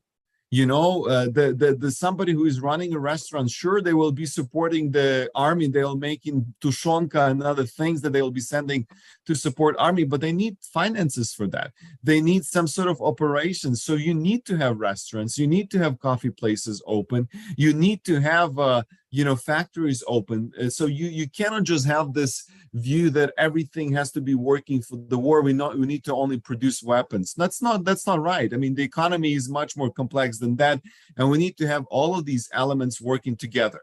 So making that into a coherent conclusion, the economy is in the wartime improving. We're moving in the right direction. More companies are working today, way more than they were working before. There's a positive tendencies, and that's done on the research. I can send you the reports that have been done. There is a significant transformation that is happening as far as being, obviously the export has really changed, because I was going to ask these questions too. So we can talk about that. So these transformations are happening. These are war transformations, but overall, we need to, I wouldn't be emphasizing too much or just, hey, let's switch to the wartime economy completely. No, we need just a strong economy, period, in all the spheres. And we need to do this, as a complex solution, not just do this. Basically, that criticism that is being made today against Ukrainian government, I think it's ungrounded. Got it. And I can't not agree with you because, of course, there should be questions asked. And I also have a lot of questions. But as 91%, this is also the numbers coming from the recent poll, 91% of Ukrainians support the president and the government because, as they say, you do not change the horses midway. Therefore, this is the right. We'll return to that hopefully after the war. Export. You have touched upon this topic, and we know that 40% of Ukrainian export was coming from the agricultural industry. Now the seaports are closed at majority. Only the grain ships are allowed out. We have lost couple of huge producers of iron materials like our Mariupol steel factory, and none can be exported through the ships. How has it influenced our economy that we are not able to do this majority of export? 40%, and I'm not sure about the numbers of the iron industry. Were they significant in the total export for Ukraine? Do you have any information like that? Yeah, I mean, these are huge numbers. Of course, that's negatively, very negatively impacting. And by the way, that's part why the Ukrainian government is struggling so much then they are going to these alternative routes of raising taxes, is because a big chunk of taxation and the big chunk of GDP and sort of the government budget would come from the tariffs that would be paid and collected, as these export-import transactions are happening. And so because it's not happening at the volume that it used to be, and it has been drastically, we're talking about, a magnitude of $10 billion at least of stock goods and that are in Ukraine that could be transported, and sold and put into the dollars. Yeah. So that's these are huge losses, and of course that's something that needs to be resolved quickly. There is two problems here when we talk about this. First one is a problem of logistics, and the second one is the problem of foreign markets. So one problem is obviously all of the industries that Ukraine, especially who were not previously export-oriented, or who were export-oriented but had exports to different countries, now have to basically completely find new ways, new markets, how they can get there. So we're talking about some really significant changes. And I met with a lot of businessmen a couple months ago in my last trip to Ukraine, and I've been talking to them. And one of the things that they are basically saying, hey, help us to get to the foreign markets. Help us to. We need to know. We need to know all the legislation there, and this is something where the government can step in by providing some sort of consulting agencies, helping the Ukrainian companies to get access to these foreign markets, just on a high strategic level. How to do this? How do you come from selling your lumber in Ukraine to selling it, let's say, in the United States? Because some of these smaller companies, they don't know how to do it. The bigger companies will figure it out, but the smaller companies, and that's a sizable population of Ukraine, they don't know how to do it, and they need to be taught very quickly how to do it. So that's one problem, and that's a structural problem that needs to be solved. Maybe government can step in a little bit here. But then the second part is in terms of actual logistics.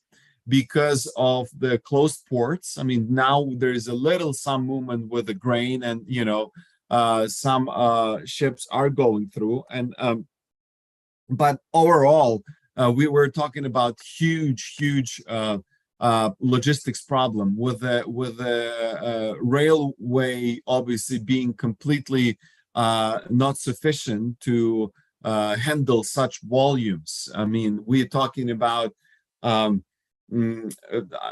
underperformance, I would say the magnitude of 5 times. If we were to I would say even 10, because judging Even- from the capacities that they are taking of the commodities, agricultural commodities, they are 1 to 10 compared to the sea.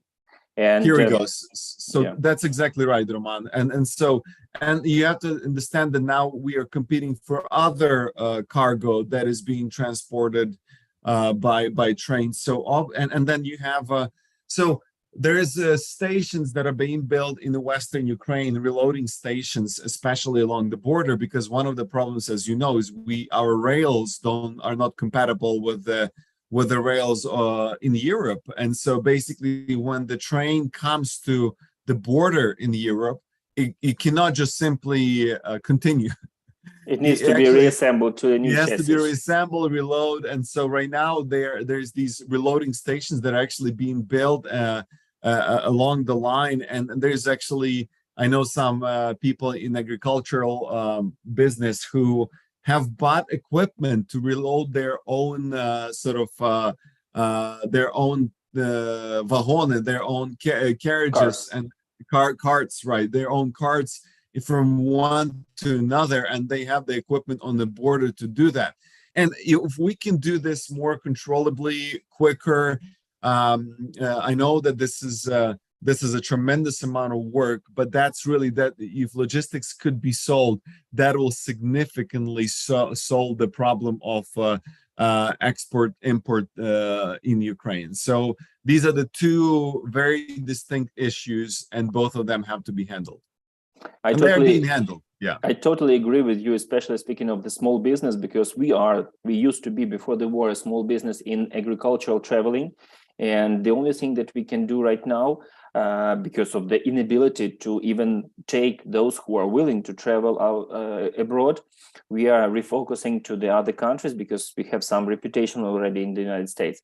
But also continuing the topic of the agricultural industry, farmers were not able to sell their produce. They needed funds to do the planting, and they started taking the loans from the banks. The government is covering the interest rate. However, the interest rates are huge. They are about 25%, especially taking into consideration additional risks coming with the war. How is that influencing the industry? I mean, the economy of Ukraine. The government is covering the interests for the farmers. I understand that they are investing into the future money flow from these businesses. Good that the export of the commodities has reopened, because the farmers would not be able to take another loan forever. But still, if this money was redirected to the war, would it be more efficient? Any comments on this part? Oh my goodness, that's a difficult question, obviously. I mean, I think so you have to understand that how the inflow of money works. So the money goes to when we talk about World Bank, when we talk about other countries like Norway, Norway, by the way, is an incredible country.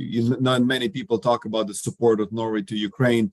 They have committed over $1 billion to Ukraine with their relatively smaller economy.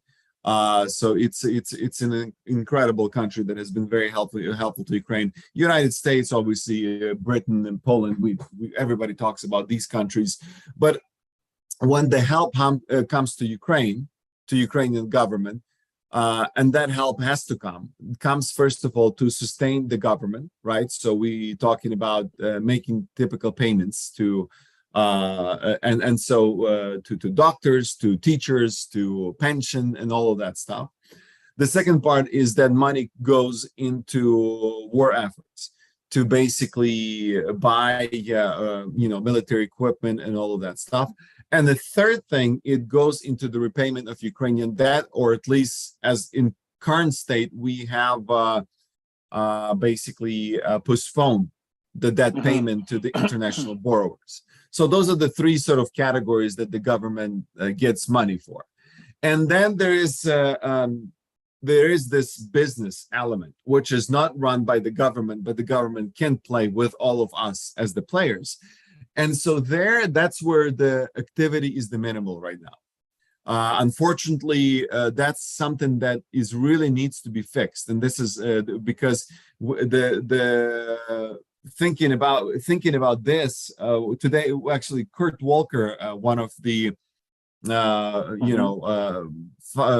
would say very most vocal supporters of Ukraine. He was just in Kyiv recently. We work with him on Ukrainian American University Kyiv, and he was saying basically the same thing, that there is a really significant support to Ukraine on these sort of grounds through the government in these three areas being covered. But when it comes to business, not as much. I mean, it doesn't seem that the United States or other big players are really excited about, hey, let's help Ukrainian business. And so that can be done through venture capital and through businesses themselves, but that's one arm.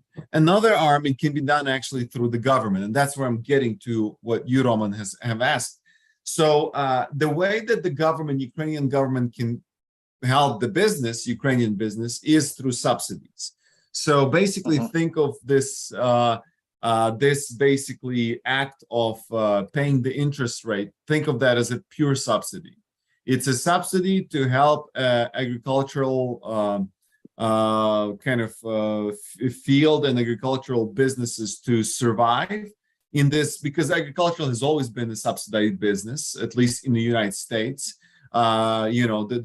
It's a very competitive business, one of the most competitive, because everybody can sort of plow the field, and have some crops growing. So it's a very competitive field, and so very often it is subsidized by the government. And so that's the way that Ukrainian government is trying to subsidize the business. So I think that's a very right strategy, given that there is no direct excitement from the other countries to help Ukrainian business per se. And so the government is saying, well, let us do this way, and so they're using the funds and the resources that are channeled to them in this particular way. So I think it's a right call. I think that's the right decision. And one thing that you have to understand, that the money that the interest rate is being paid, it still stays in Ukraine. It goes to the Ukrainian banks. I mean, thank God we got rid of all the Russian banks and, a lot of banks that, so it's not that it's somebody stealing this money away from us. It still goes into Ukrainian economy. Economic flow. It is within the economic flow. So I think that's the right call. And that's what we are doing. You just mentioned at the introduction. By the way, thank you. I'm sorry I didn't, and I wouldn't be able to do this proper introduction of yourself. No worries about it. At the beginning. But the programs that we are organizing, including our World to Rebuild Rural Ukraine and the ones that you mentioned, they are creating jobs on the money that was funded voluntarily from the foreigners, and even starting from small, building the road or the house, and continuing to the usage of this construction for the agricultural purposes. And probably the last question, which I would like to bring to more optimism. They say that after, right now, all the foreign businesses are reluctant to enter Ukrainian market, and for a reason. However, what about the fact that everybody is saying that Ukraine is going to have a huge flow of international money once we win, and as first of all, the winners, and secondly, as the potentially interesting economy in a lot of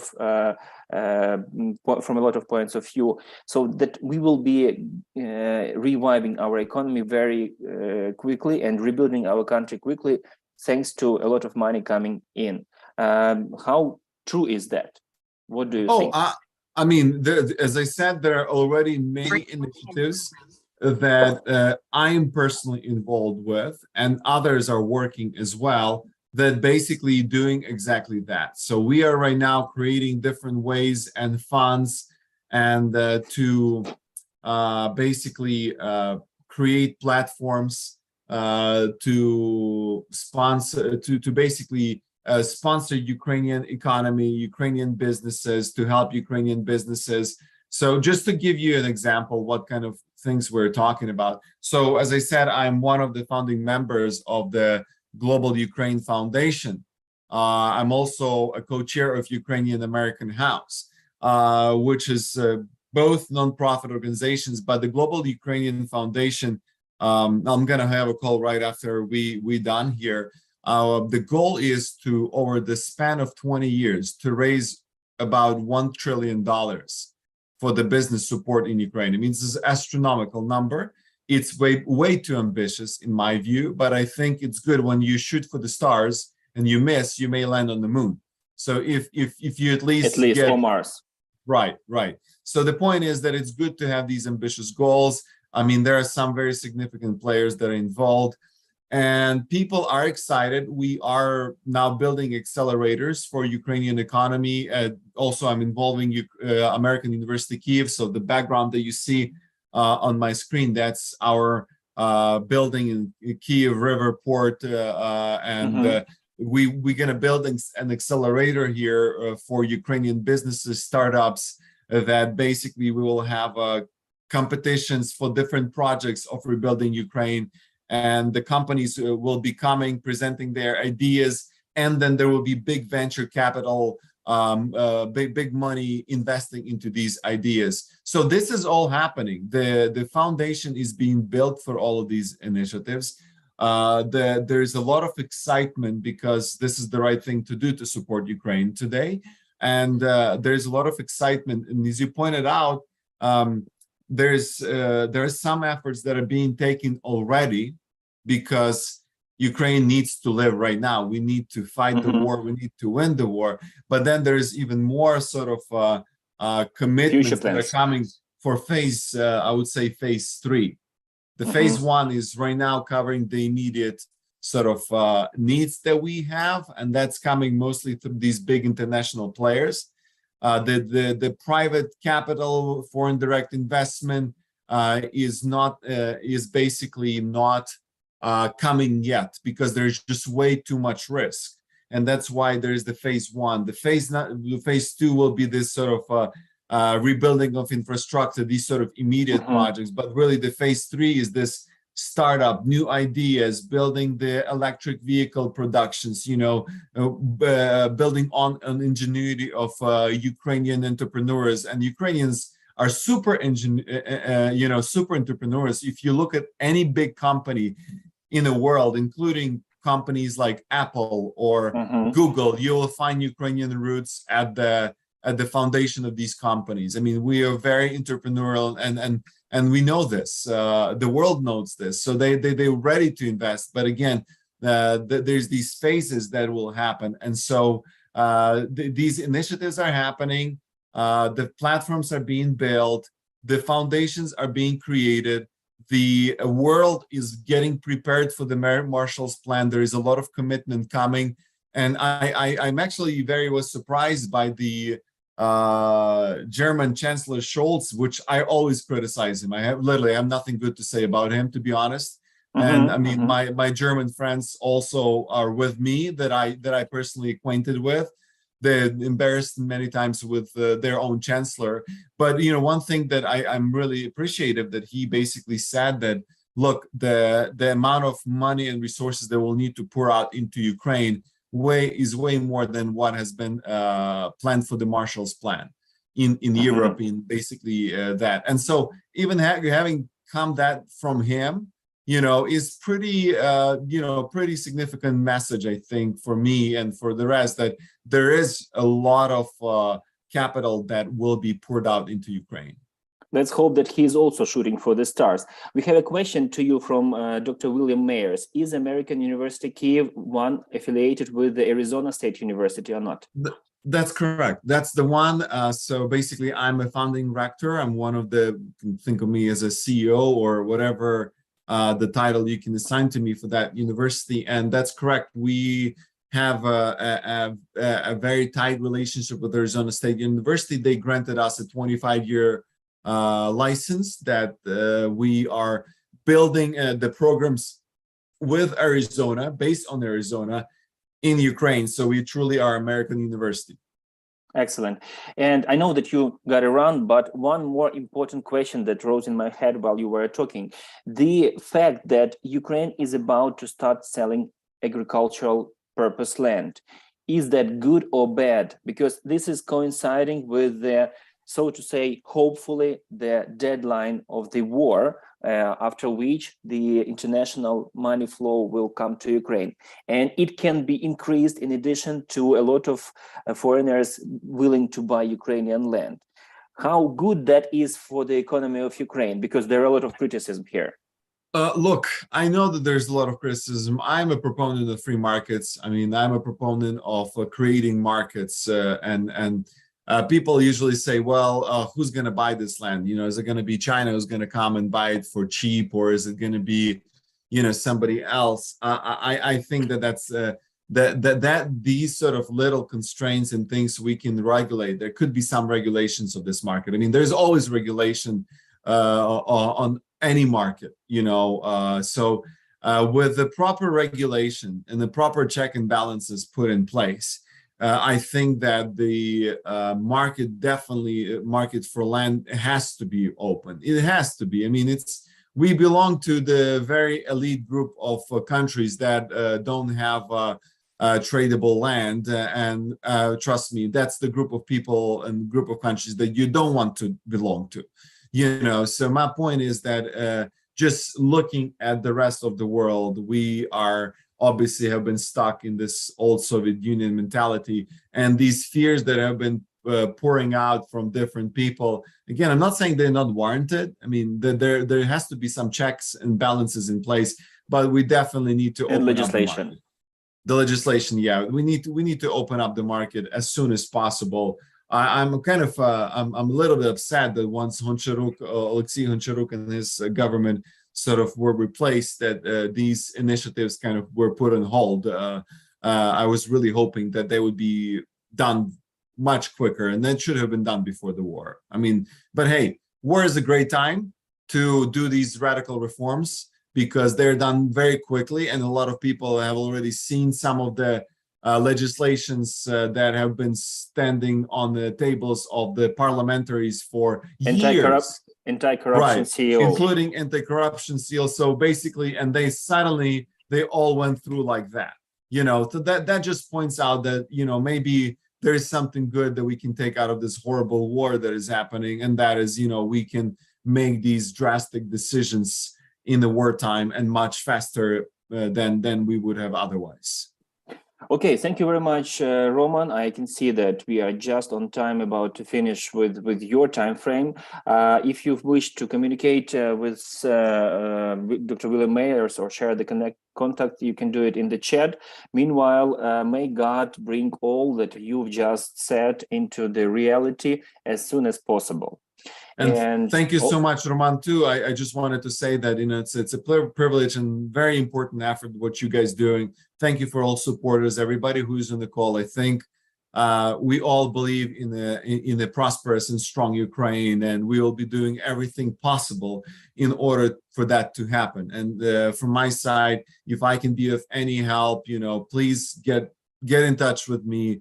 And if you need any of my help, again, just get a hold. Roman, thank you so much for organizing this. Thank you. Slava Ukraini, Slava to allies of Ukraine.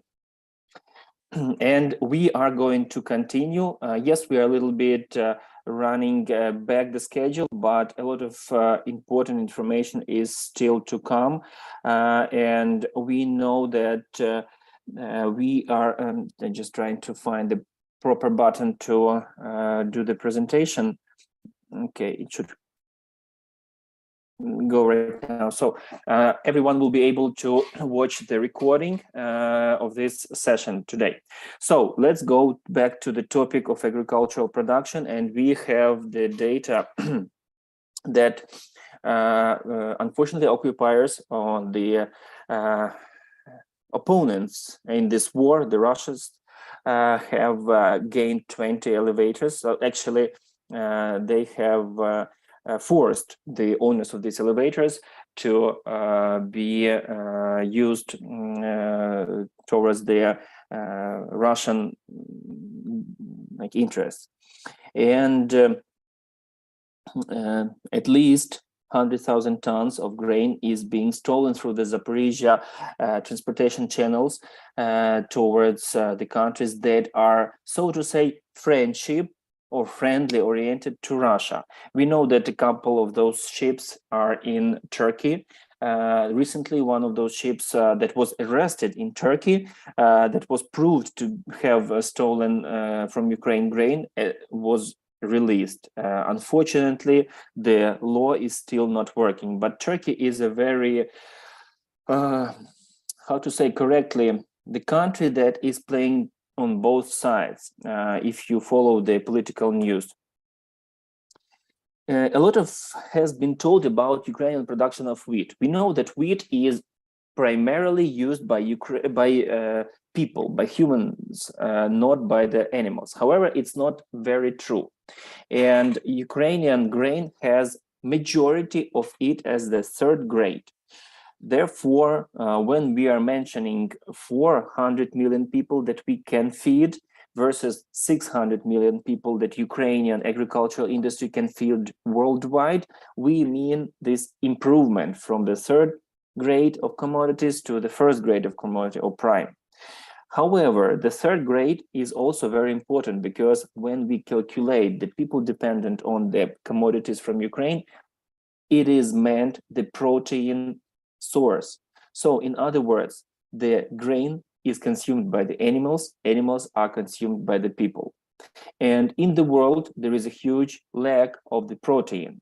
This is going to be our short video done with expert Andriy Yarmak. Don't mix with Yermak. No, it is Yarmak. He is working for FAO, and he is predicting the shortage of meat on the global scales because of this war already this October, this fall, for the reason that at the beginning the world is lacking the protein source, and Ukraine is producing a lot of commodities, and sunflower, by the way, is one of the major sunflower and soybeans are one of the major protein sources that also have some oils in it, which is also good. And as a result of lack of those commodities that are not directly used by people but by animals, the population of animals will be reduced. At the beginning, we will see the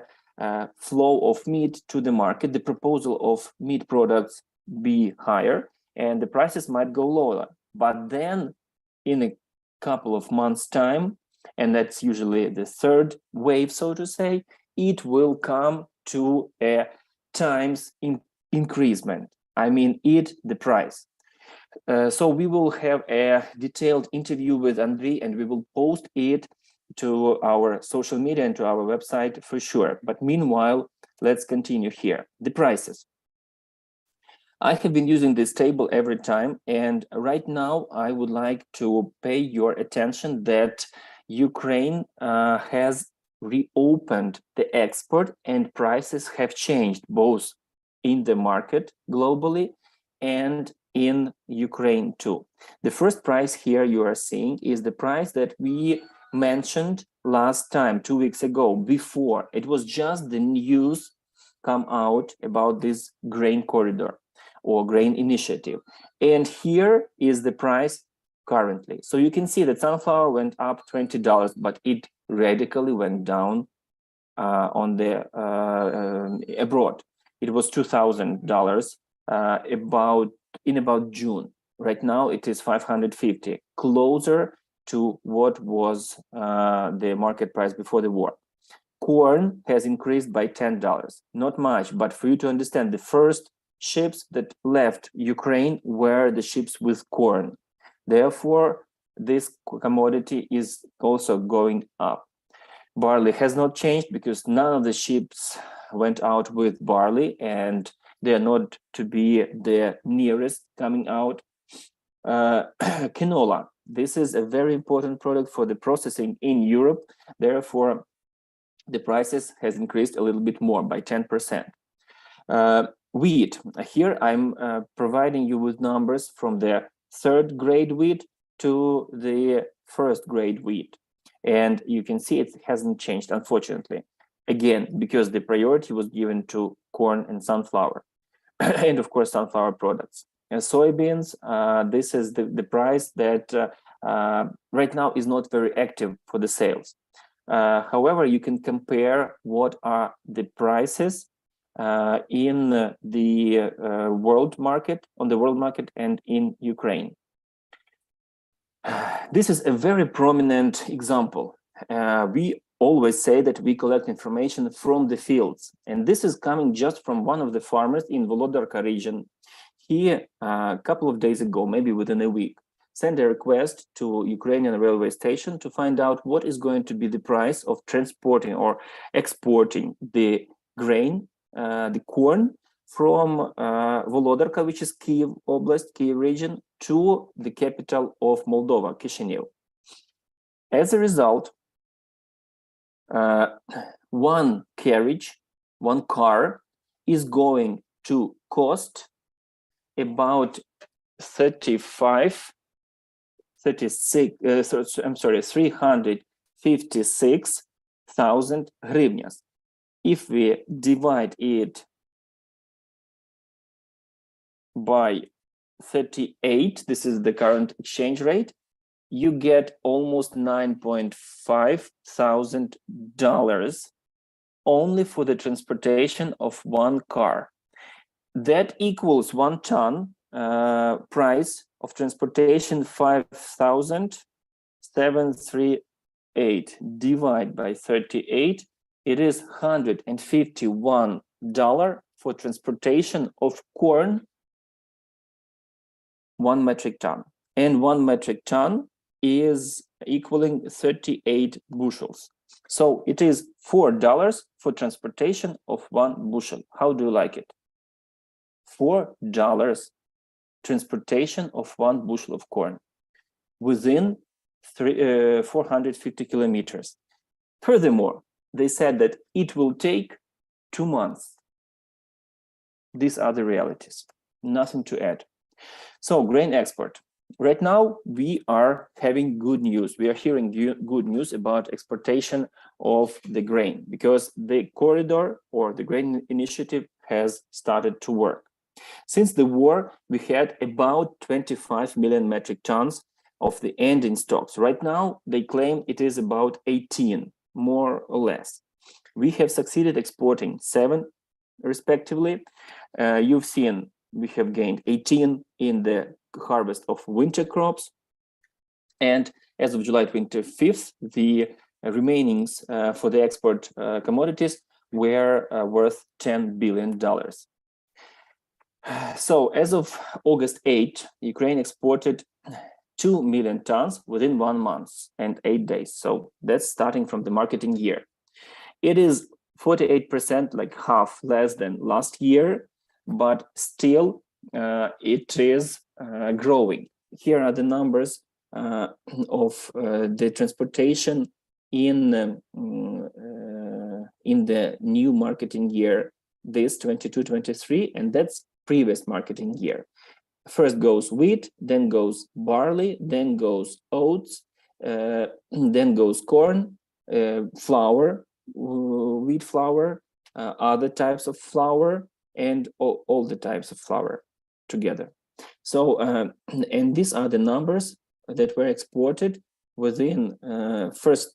So this column and this column, this is totally within the period from the 1st of July till the 8th of August 10.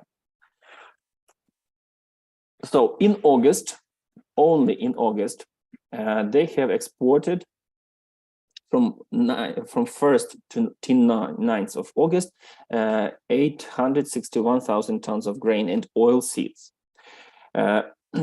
This is almost 300 more than the same period in July. Here are the numbers of the export of grain crops, the oils, and meals within the period of first is March, then is April, May, June, July, August. Of course, it is in tons. So that's you see the increase in export. And in June, there was a slight decrease in grains, but there was an increase in oil transportation. So probably it just stepped instead the other. Roman Sheremet mentioned that there are new logistical hubs being constructed at the border with EU, and one of them is CHOP. This is the hub that allows to reassemble, to reload from the types of cars, old-fashioned Soviet Union style, which is used in Ukraine, to the new-fashioned, so to say, European style. The biggest limitation for the ports on the Danube River, and you know I've mentioned there are 3 of them that have never stopped working, but they couldn't raise their capacity of export where the shallow waters of the Danube River. So the huge like Panamax ships could not enter this river. Therefore, it could only limit with the small capacity ones. So the structure of export has changed, and you can see that right now it is focused on sunflower oil and meal. The reason is because we are the producers, the biggest world producers of sunflower, and once we cannot export, the price go up very much, like it was 4 times higher than inside the market outside of Ukraine when we could not export. Now it evened up a little bit, but even not 3, it seems to me, not 10 times, but even 15 times higher. It was 200 something in Ukraine, 280 or $300 per ton, and in Poland it was 2,100. This is the priority right now, and I've mentioned this is one of the best protein sources. It seems to me the sunflower meal has about 40-something% of protein, if I'm not mistaken. This is high. So, grain export corridor. These are the people who signed this treaty. There was a lot of criticism about Ukraine stepping into this treaty, into this agreement, because as it has been proven many times in the history, any treaty is not worth even a paper if it is signed on which it is signed with Russia. So at the beginning, there were some very serious doubts that it would work, but so far, and that's already been 10 days of actual shipping and 2 weeks of since the treaty was signed, it is working. It is gaining more and more flow, and 3 ports are currently involved. Pivdenny, which is very often named as Yuzhny, this is just Russian transliteration, and Ukrainian transliteration. Odessa and Chornomorsk. Those 3 ports are currently located on the sea, and they are working, they are exporting grains. Before the war started, there were 16 cargo ships in Ukrainian ports in this area waiting to be loaded with the agricultural commodities. Once this corridor worked, of course, the first were these ships. The ships from outside were reluctant to come into these risky waters because of insurance and because, like I said, no one trusts Russia for a reason. So right now, as of currently today, 17 ships have left these ports loaded with 500,000 metric tons of agricultural products, mostly corn and wheat, through these sea corridors. 3 new ships, all the others are the ones that were stuck there. So we still have 2 from the later staying in the ports. Lebanon, that was the first ship that went to Lebanon from this corridor, and they refused to accept the cargo just due to the delays in the delivery. It sounds suspicious, taking into consideration that it was contracted, the price was low enough for them, and there is lack of this commodity. Why would they refuse? This is the question to be answered in the future. We have prepared a very detailed analysis of the current situation, how many tons and which ships have left Ukrainian ports within this export initiative. The blue ones are the ones that are new, that came from the neutral waters to Ukrainian waters after this corridor started working. But you can see this was the third time, so to say, caravan of ships that was accompanying the first new ship. The first two were the ones that got stuck.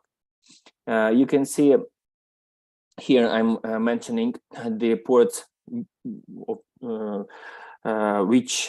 from which the ships were leaving, the destination, and the total volume that they are holding. So this is the information from Ukrainian Ministry of Infrastructure as of today. Later on, you will be able to check this slide if you wish on our website or on YouTube. So here is the route. Each of those ships that are coming through this corridor, they must be inspected in Istanbul, and they are coming through two straits, Bosphor and Dardanelles. And of course, Turkey is playing a key role here in making it all happening. They are getting a good discount for the grains, and some of those ships are coming, their destination is Turkey. Like I mentioned before, not only these ships, Turkey is also accepting the ships with stolen Ukrainian grain. Again, they are playing two sides. But they try to remain in the law media, or like law boundaries. But it is important to understand that we have another ports like Mykolaiv, the biggest agricultural port, and Kherson port that could be also exporting, and that would increase the corridor dramatically. But this is to come through the still occupied area of Kherson Oblast, and it is dangerous to go there. So therefore, the negotiations continue to include Mykolaiv into this treaty, but not yet so far.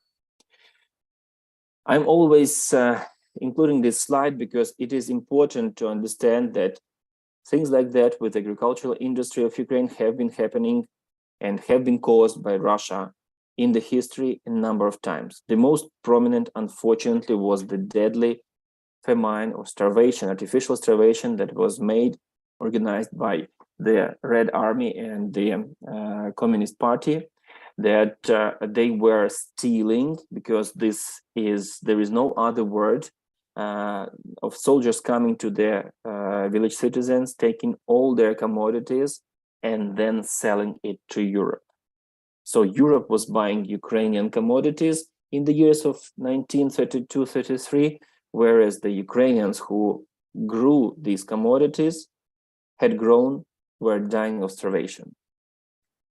So agricultural industry is a huge blackmailing weapon of war that Russia is using. Again, 400 million of people, but this is minimum because it was before the war when the agricultural industry was not fine-tuned. You can see these are the numbers, the places, so to say, that Ukraine occupies in terms of production of these commodities. And this is huge, to be the sixth in corn, for example, when we have huge players like United States, Brazil, Argentina in these crops. So knowing and understanding that, Russia is using this as the argument to force, hoping that it will force Ukraine surrender. But we are finding ways how not to support, not to fulfill the demands of the terrorist state.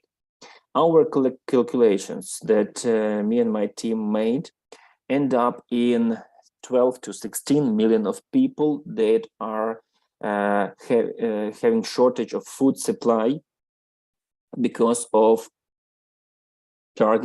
Russians targeting only the small and medium farmers in Ukraine. So the family farms or the small farms, every 10th of them are not able to produce because of the damages due to the war. Those were the observations in Ukrainian northern oblasts, which have been freed at the end from Russian armed forces at the end of March. So only because of that, and we don't know what's the situation in southern oblasts yet, but only because of that, 12 to 16 million people are lacking food. Remember that I always mention Ukraine is totaling 70 million acres or 28 million hectares. The first players are those who farm about 20% of that land. Those are agricultural corporations. Then come private farmers that they make up to 50%, and the small family farms. For you to understand that these three players, they are very important. They create food, they create jobs, they are successful in agriculture. They have not been getting hardly any subsidies. Maybe, maybe the corporations were, yes, but not the others. And as a result, now they are suffering. As we talked with Roman Sheremet, there were actions by the government taken to support these farmers, but the loans can be received only by the corporations and by these farmers. However, these farmers, they are doing the best so far. I would say that they've been wise enough to prepare for all sorts of situations. Their land is located in majority of cases in one oblast. So those who can work on 10% of their land, they can work on 100% of their land, or 99%. That is not true if we are talking about the LLCs or corporations, because their land is spread throughout Ukraine, and part of it is under occupation, part of it has been under occupation, part of it is still okay. Therefore, each of the holdings have had problems and needed to reorganize their profits. Some of them ended up releasing people, firing people because they couldn't cope. Not much, but few have lost their jobs. Others have lost in their in the price that people pay for their shares and needed to sell off some land. These are the natural processes, but due to the war, not natural due to some economical or behavioral things that are happening in the world, but only due to the war. And the least protected are the smallest family farms, the smallest farmers and family farms. They cannot get loans. They do not have any equity to sell or to reinvest into their production. Every 10th of them have lost their households or their production capacities. This is where World to Rebuild Rural Ukraine steps in and tries to help them. And now we can share our accomplishments within the latest couple of months. As you know, I have been traveling on the promotion tour throughout the United States of America with my family for 100 days. And we have been raising awareness and raising some funds to help rebuild 3 of our first donation recipients. Our targeted aid is coming towards the people, the farmers, the smallest farmers in the villages of Ukraine who have suffered and cannot rebuild. So we are targeting rebuilding their houses, their farms or production capacities, repurchasing their equipment, and repurchasing farm animals. For some of them, it is vital to be able to buy another cow. The reputable people worldwide are not only watching us to be fair and to stick to our main goal, but they are helping us to make the right decisions. And those are the ambassadors. Our board of ambassadors is the key. Each of the dollar that is spent is used for, must be approved by board of ambassadors. And currently we have 2 most important principles. No cash is given off, just the services of reconstruction, no upgrade. Whatever they had, they will get instead the same thing. So we have three, as I mentioned, aid recipients. First is the family of Kokosha. Allah is the our contact in this village of Buzova, in this family. They have lost their house. We have raised some money, and we have agreed with the ambassadors to start purchasing the materials, the reconstruction materials. Hopefully, we will be able to finish construction of this house by the winter. The second is the farmer, Krivosheya Oleksandr. He is farming 500 hectares, but he lost all of his production capacities due to Russians staying at his farm. Our priority was to purchase a tractor for Oleksandr, but luckily we have been donated. Actually, Oleksandr was donated the tractor K700 by the company Mais. So, and Viktor Borisov, he is the CEO of the company. He made the decision. Thank you very much, Victor. And hopefully next week we will be able to help bring this tractor to the field, because it is located in Dnipropetrovsk oblast.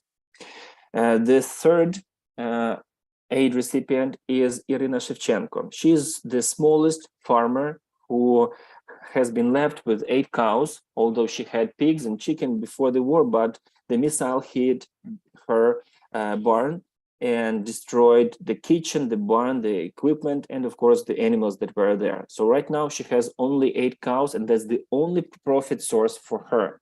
Therefore, we've been looking for the way to help her, first of all, with the needs towards the raising the cows, and we are also going to approach the Board of Ambassadors to start purchasing construction equipment. Actually, we've done that, and we've been approved to start purchasing the construction materials towards the reconstruction of barn. But yes, she's been producing, in addition to the cows, to the raising cows, she's been producing the borscht set, which is the number of vegetables used for Ukrainian traditional soup named borscht. So she has also a garden. What we have succeeded, 2 of the farmers, our clients, good old friends, Mikhailo Kompanets, owner of Brusilivsky Kovbasy, the meat processing factory, and Fedorovich Petro Andrushenko, the owner of the dairy farm Pridnestrovska. They have decided to donate the coolers for milk, the milking equipment, and the windows for the future barn. So thank you very much, Mikhailo and Petro. We are going to be transporting them next week. So these are the first things that we were able to negotiate and to make, and with your help there will be more to come. How to help?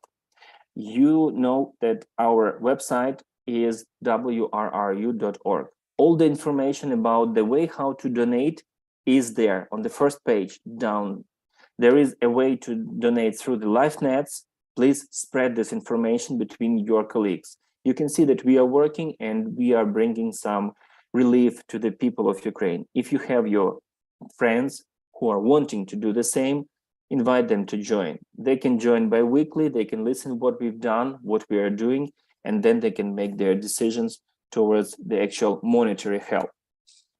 In return, for everyone who donated over $200, we propose either the free access to all of our current online courses on production of crops, fertilization, and micronutrients application, or we are planning the first trip for the English-speaking participants this December, before in the first part of December, to New Zealand. This is going to be 50 by 50 trip, 50% of farm visits, 50% of sightseeing. Very beautiful country, and I am going to accompany the group myself. So the Ukrainian experience, the dozen years experience based on picky Ukrainian farmers will be applied towards you or anyone who is willing to join. Like I said, this is for anyone who speaks English.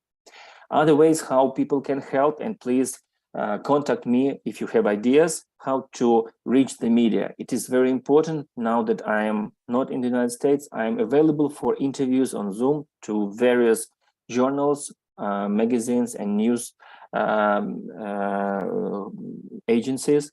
Also, I'm looking for a possibility to speak to decision makers with the cooperative service companies, foundations, and so on. Any ideas are welcome. I'm open on this email.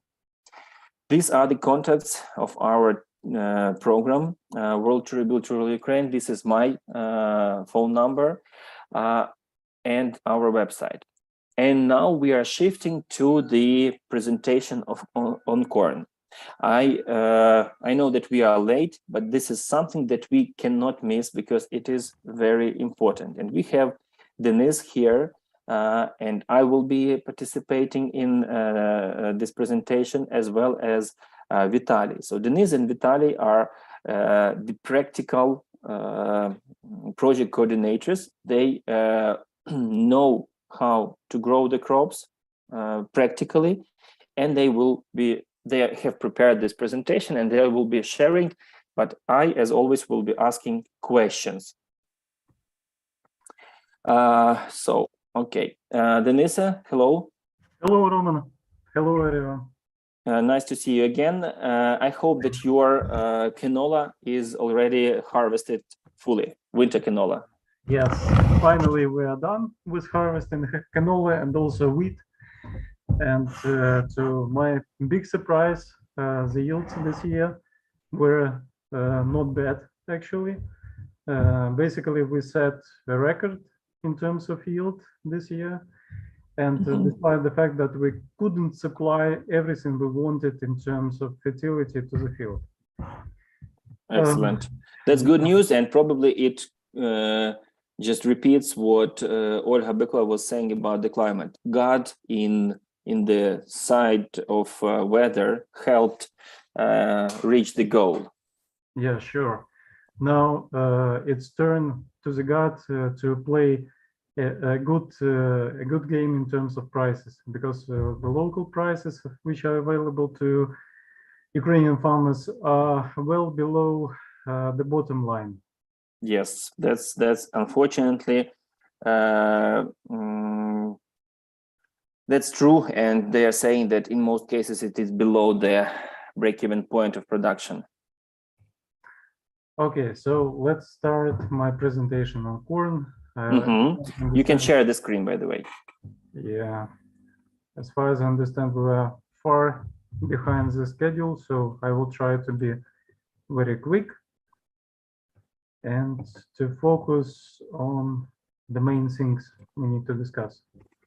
Yeah, and but still we are not to forget about the important points here, that Ukraine is the 6th producer of corn worldwide. All corn is going towards the feeding of animals, which is protein source.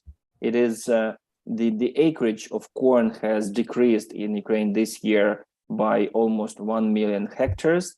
The inputs are much lower compared to the previous yields. Therefore, the yields are expected to be lower unless the rainfall helps us out. Okay, Denise, please.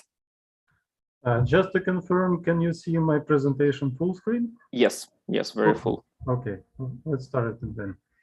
So on this picture, you have a nice looking corn. Definitely this picture probably derives from the last year, not this one, because with this one, it will be more stressed, I would say, in terms of the weather and in terms of the war, of course. And also I have to mention that the corn for every farmer in Ukraine this year is a complete headache. not a good asset at all, because this is one of the most challenging crops in terms of economic results. But let's go step by step and go through the key numbers, and then we will discuss what is the expected return on corn as a crop for Ukrainian farmers. Okay, so first of all, let's talk on key numbers on how Ukraine is placed globally in terms of raising corn. And here I want you to focus on the following, that Ukraine is actually the 5th largest corn producing country with 42 million tons of corn. And you can also see that the total output actually doubled, almost doubled over the last 5 years. Ukraine. By the way, I would like to add, I've noticed that, and this number from 6th to 5th, the rank of Ukraine has shifted only due to the 2021 year, because we had a very good yield back then. Yes, true. That's true. The last year was incredible in terms of yields and in terms of prices, of course.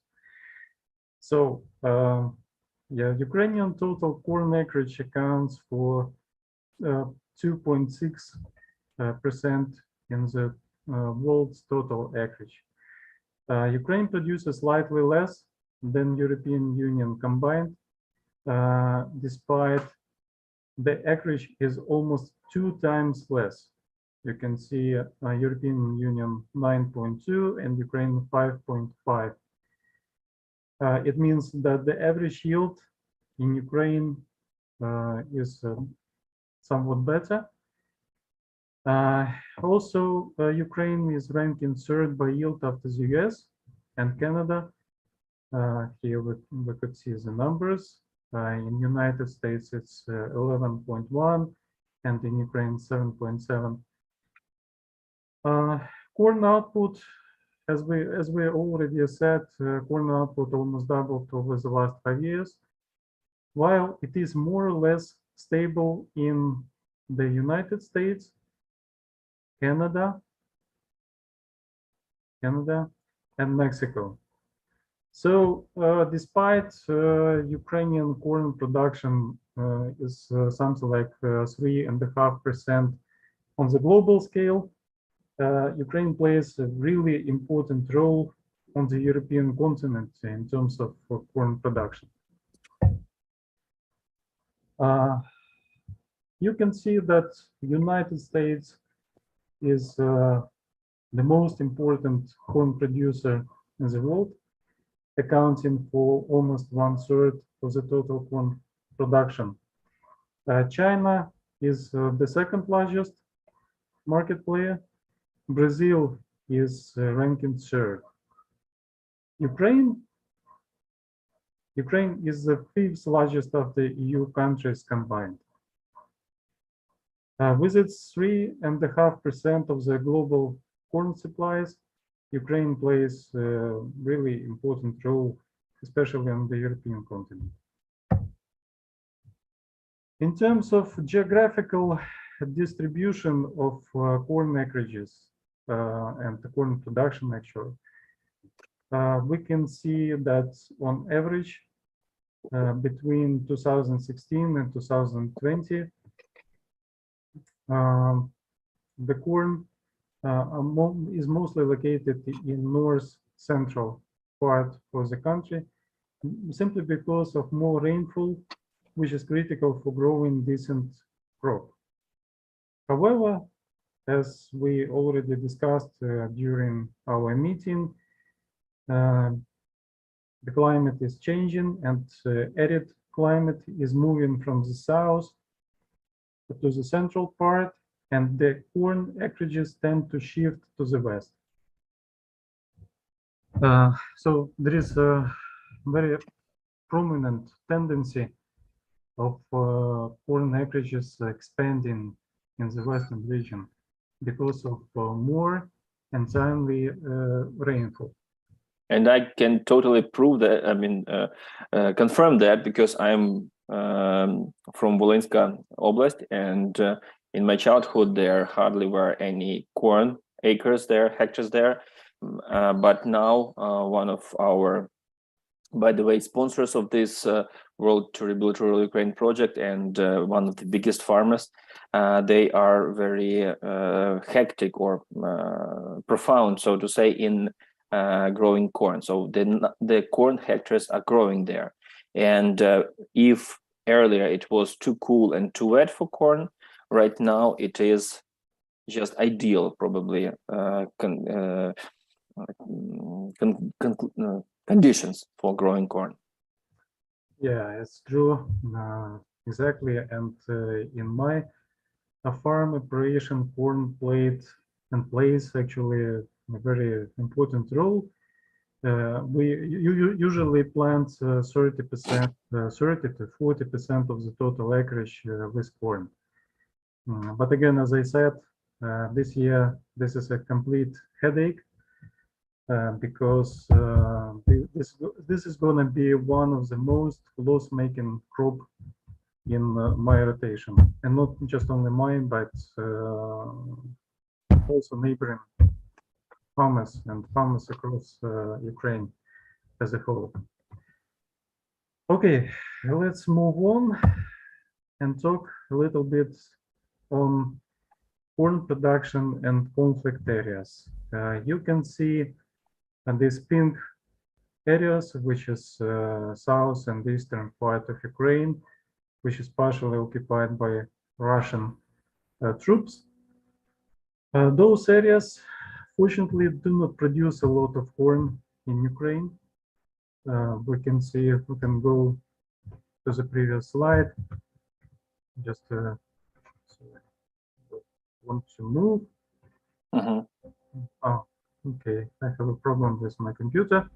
Can you hear me well? Yes, yes, I do. Okay, but I can't shift the slides for a moment. Just a second.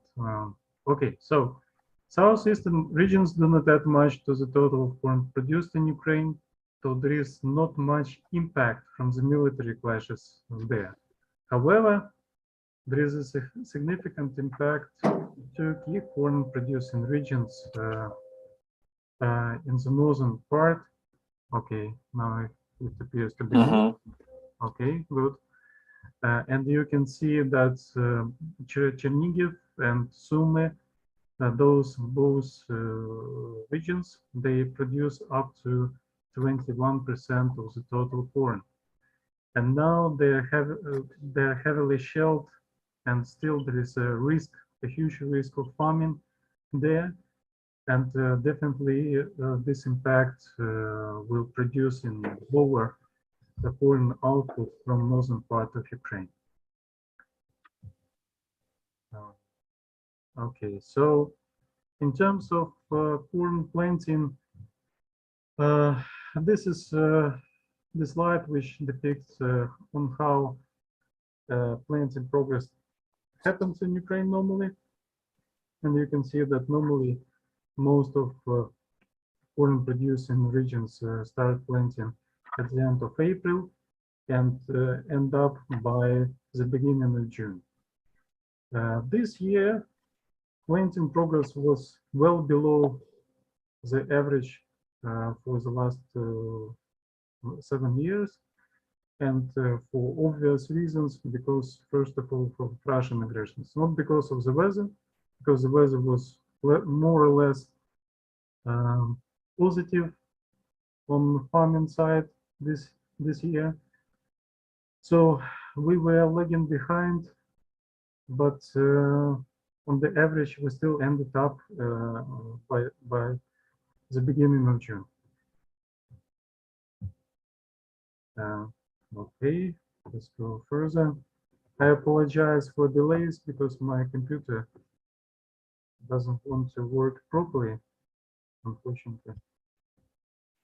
Just a second, I'm still okay. Now we have the next slide.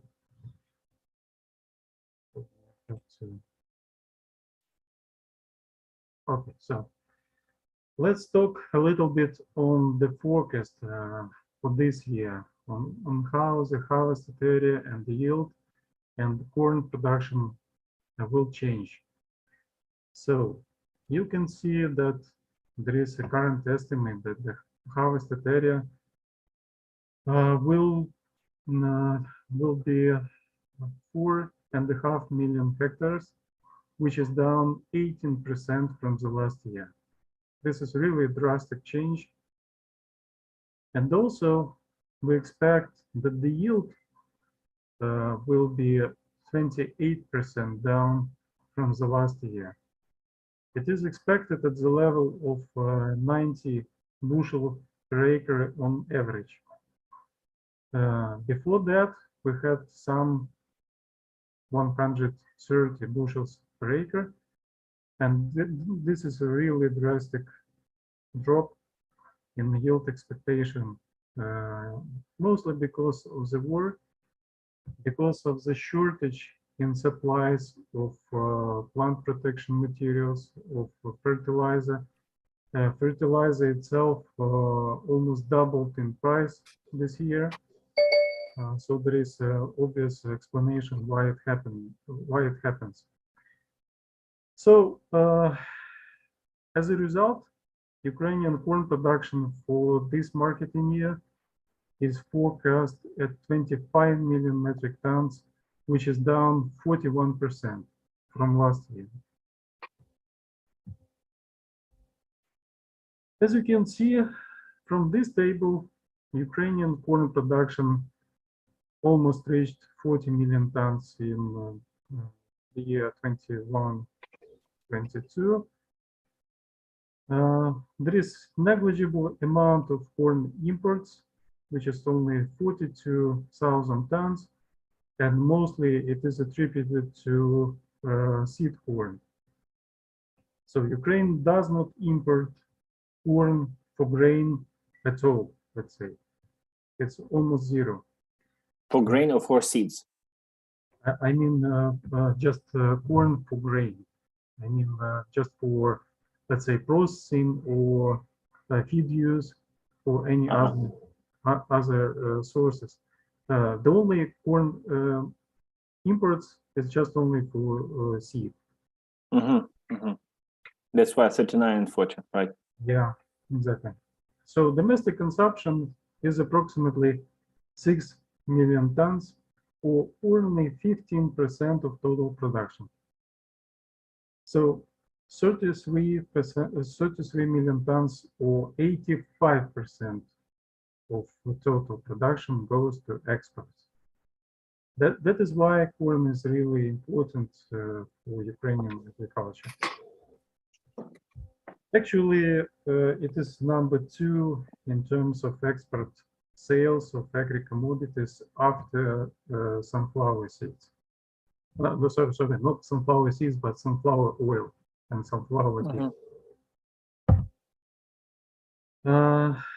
Normally, corn ending stocks vary between 1 to 1.5 million tons, or 6 to 7% of the total output. But because of the Russian aggression, they rose up to 6.5 million tons, or 18%, according to USDA estimate. So basically, all these ending stocks is the corn which is stuck at the seaports or at farms storages. I'm just trying to sell my corn ending stocks from the previous crop, and it is really a challenge, because there are disrupted sales channels for Ukrainian farmers, and the only buyer currently at the market are old state-owned ethanol plants. And of course, they're not prepared to pay a good price for processing corn. Another problem is the quality of corn which is stored on farm storages is deteriorating. So there is a kind of spoilage, and there are some natural losses associated with storing grain on farm storages. As to the corn price, just before the Russian aggression, the FOB price for corn settled around $285 per metric ton, or 7.24 per bushel. Then there was a rally up to 365 per metric ton, or 9.27 per bushel. However, ex-works price, or let's say farm gate price available to Ukrainian farmer fell to $110, $120 per metric ton, or just $2.8 per bushel. You can imagine what it means. That's almost nothing. It's well below the bottom line. And the only reason, well, basically there are a couple of reasons, but the key reasons is the blockage of Ukrainian seaports, elevated risks associated with exporting commodities from Ukraine, and the sharp increase in the logistics cost. For example, basically Roman already gave you a good explanation of how train carriage transportation costs per ton.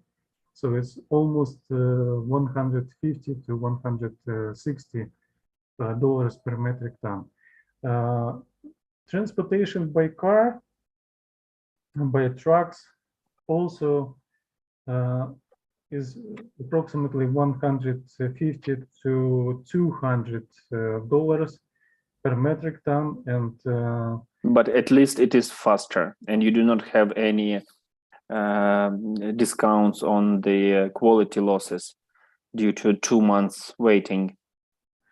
I would say the key reason why people choose to go by trucks, because you don't have to reload or to reassemble the grain due to the difference between the train lines. Tracks.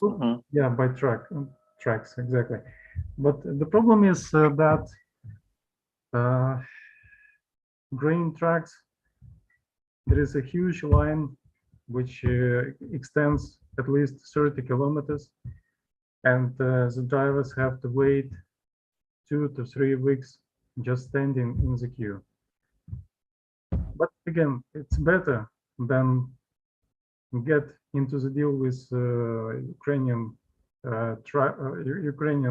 train operator and stuck for 2 or 3 months. Mm-hmm. Okay. Yeah, so that's true. Yeah, the latest USDA forecast tells us that Ukraine is expected to produce 25 million tons, which will shift the country downward in the global rating to the 8th position. The forecast for Ukrainian corn exports is just only 9 million tons, which is drastic 73% down from 32 million tons exported in 2021. Corn exports accounted for 21% of total export sales of agricultural produce.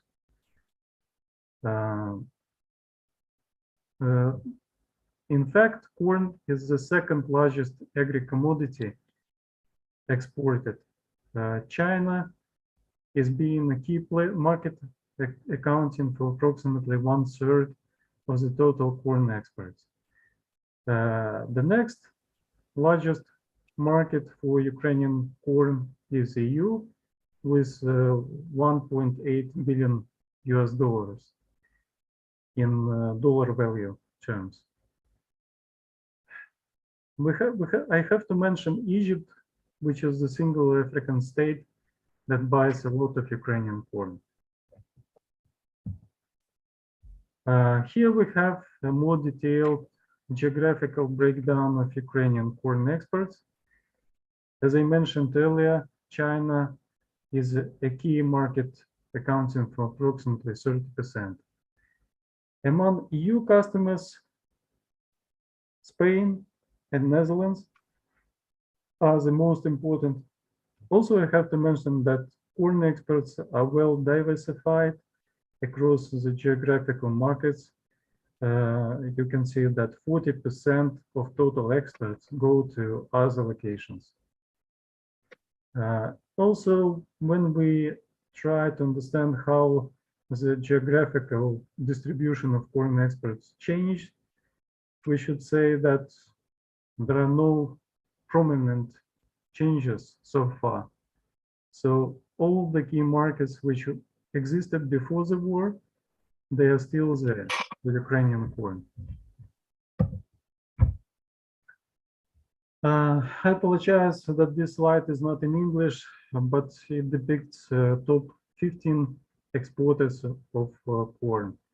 By the way, it is very important to mention that kernel trade, that was the first ship loaded with the corn that went out through this grain initiative. So right now, not the farmers like Denis or like other smaller players, I would say the ones that make up 50% of our land, but the corporations are currently selling their commodities as the priority. And kernel was the first, not without reasons, of course. Kernel is purchasing a lot from the farmers and then selling it as, so it is acting as a trader, but still. Yeah, that's true. And all of us small farmers, we understand that our turn will be in a couple of months or probably half a year at least. So, but the fact that the Ukrainian corn began to move to final destinations is a great event, and definitely, even those small shipments that already took place, they already made a good impact on the price, because it increased a little bit, and there is, you know, a kind of understanding that if the process will be going on, then the new crop, which is under the huge risk of being stuck, not even on the storages, but at the fields of Ukrainian farmers, because still the storages are completely full with the previous crop, and it means that if it doesn't go anywhere, then it doesn't make sense to harvest this year crop. Okay, so talking about the top 15 exporters of corn, we can see kernel trade being the #1 with a total market share of almost 20%. Then Kovco, which is a Chinese company, and it accounts for 10.5 market share. Nibelon ranks third, and we talked a lot about Nibelon and about Oleksiy Vadatursky, who was recently murdered by a Russian missile that hit his house and killed his wife too. And this is a huge loss, not just in terms of, you know, that was a man that actually was driving the markets. He was doing things which nobody else, I think, in this country was able to do. And would dare to do, nobody else. Exactly. That was really a brave man, the hero of Ukraine. And there is no doubt that it was a deliberate murder by Russians. It was not just occasion or just a stupid missile that hit his house. Right. That's what I'm hearing from majority of people. But unfortunately, it cannot be proved, so that it is taken to the court and the ones will be punished. Yeah. We can see a wide array of other big international players like Louis Dreyfus, actually, SGN. This is a part of Louis Dreyfus company, ADM, Glencore, Bunge, Cargill, CHS. It means that the market is well diversified and competitive enough, which normally translates into better price and terms for Ukrainian farmer. Of course, we can expect that some companies are likely to leave Ukrainian market though, but hopefully the competitiveness in this market will still survive. This is the geography which explains what other markets gained from the loss of Ukrainian corn globally. And you can see that as of April 2022, Ukrainian corn exports fell sharply by 4.5 million tons. And this shortage in supply from Ukraine was partially replaced by exports from mainly Brazil, Canada, and India. Okay, so before saying thank you, I want to add a couple of words on the corn processing. As we discussed, only 15% of corn is consumed domestically, while 85% is exported as grain. As far as I know, USA account for 56% of total bioethanol production in the world. Ukraine, in my opinion, has a huge and undiscovered investment potential associated with corn processing to bioethanol and DDGS as a feed source to livestock. Now there are only 5 relatively small working processing plants in Ukraine. Altogether, they supply up to 25,000 tons of bioethanol out of 100,000 tons of approved EU trading quota. So we use just only 25% of export potential. And just to understand the basic economics behind bioethanol production, the current price for bioethanol on Rotterdam basis is $1,265 per cubic meter. The cost of processing is $435. The delivery to you will take another $150. And the average, let's say, the average capex budget to construct a bioethanol plant is around $200 per ton of corn processed. So it's not difficult to understand that return on investment is a double digit and payback is 1 year or even less. Of course, we all understand that that's due to really low price, which is 110, 120 US dollars per metric ton.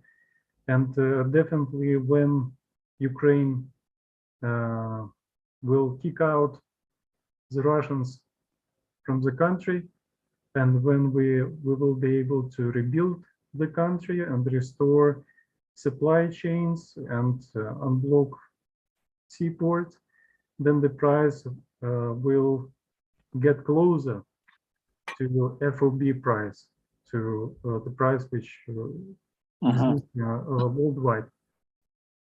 But why do you think before the war there was no interest in ethanol plants construction? This is a very good value adding, and it is a huge potential for, again, protein source. So to sell this pulp or whatever the word is after the processing towards ethanol, this corn is much more valuable than the regular corn. So why not? Why didn't it happen? It's a good question, basically, and I was trying to explain this to myself and also to our fellow farmers. My idea behind of that is that probably it was just really easy to buy the crop internally in Ukraine and just to sell it abroad. In this case, it was very easy business. You would certainly gain at least $30 to $40 on each metric ton, and those supply chains were well worked through. They were efficient. There were low risks associated with just selling corn as a grain, and also legislation was not in place. You probably know that before 2019, Ukraine had state monopoly on ethanol production. That stupid regulation was existing since the dissolution of USSR, and definitely no one could invest in ethanol production in Ukraine. But from the time when this monopoly was cancelled in 2019, I don't know any investment projects initiated by large international companies like, let's say, Cargill, Glencore, CHS. All of them are playing very active role in corn processing in the US. And all of them understand this market very well. It's not, the issue for them to understand what the value added would be there. But I think that they were reluctant to invest in corn processing in Ukraine. Firstly, because of, let's say, political issues, political instability, and also they would likely to see the legislation to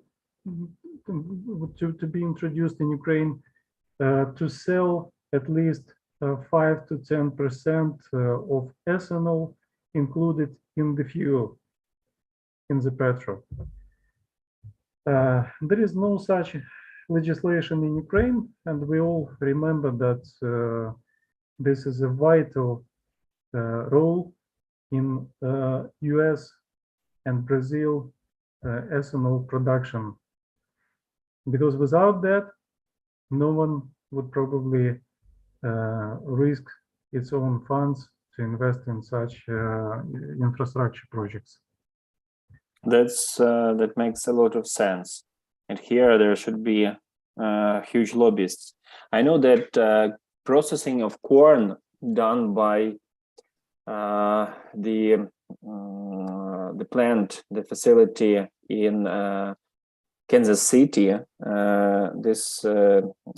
they produce. This is a deep processing of corn. They produce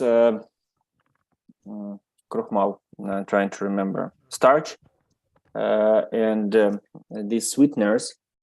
So they have the factory also in Romania, and they were purchasing Ukrainian corn towards Romanian factory for the processing. They require a certain type of corn that has that is high in starch, and right now, when Ukraine cannot export, they were sending, in order for the factory to keep working, they were sending the ships, the cargo ships with this type of corn from United States to Romania, so that the factory is working. There is a huge potential, and especially for livestock sector in Ukraine, because DDGS is one of the key meals in livestock diets, and probably if someone would tell American farmer that he has to do without DDGS, he would say that I have to stop my livestock operation. I was just talking to Andrei Yarmak today about that. He mentioned this fact that this is the most high in protein. It seems to me it is 70% in protein, or even something like that, and also it has some fiber which is very easy to digest for livestock. So it actually works in both ways, and also it costs not a lot as compared, let's say, sunflower meal, which is also rich in protein. Or soybean, yeah, because it is lighter. That's right. Okay, Denis, thank you for the presentation, and thank you for this outlook. Let's hope that just like we talked with Roman Sheremeta, after the victory, there will be a quick change in legislation, and also a very good conditions, are very serious flow of money into Ukraine from the foreign investors. And also I would like to say thank you everyone for joining, for listening to us on a regular basis. And please share. You see that we are trying to be as informative as it is possible. We will send you the email after this video is being broken into pieces at YouTube, and there will be an agenda. So share this video on YouTube with your colleagues if you find it informative, and invite your colleagues, your network, to these events. The next time we are going to meet in 2 weeks, and I will be having a very interesting interview with Andrei Yarmak, who is the specialist in FAO, the United Nations, within the United Nations, about this protein global food security. So the food security from the protein standpoint, and of course his predictions. Other than that, I'm grateful to the team who helped me to prepare this event today. And once again, I would like to remind that majority of the efforts here are just the volunteer efforts. And we are doing it for the sake of spreading the word, raising the awareness, and hoping it will help rebuild the rural Ukraine in the final result. So thank you everyone, and keep in touch. Find us at LinkedIn, we are already present there. Facebook, we try to post the most important news there for the English speaking audience. And if you have any comments or any ideas how we can make better our sessions, or who we should contact in terms of fundraising for the World to Rebuild Rural Ukraine purposes, I'm always welcome. And if you receive the link to this email, you have my to this session, you have my email. Once again, thank you. Have a nice and productive end of the week, and see you soon then in 2 weeks. Bye-bye.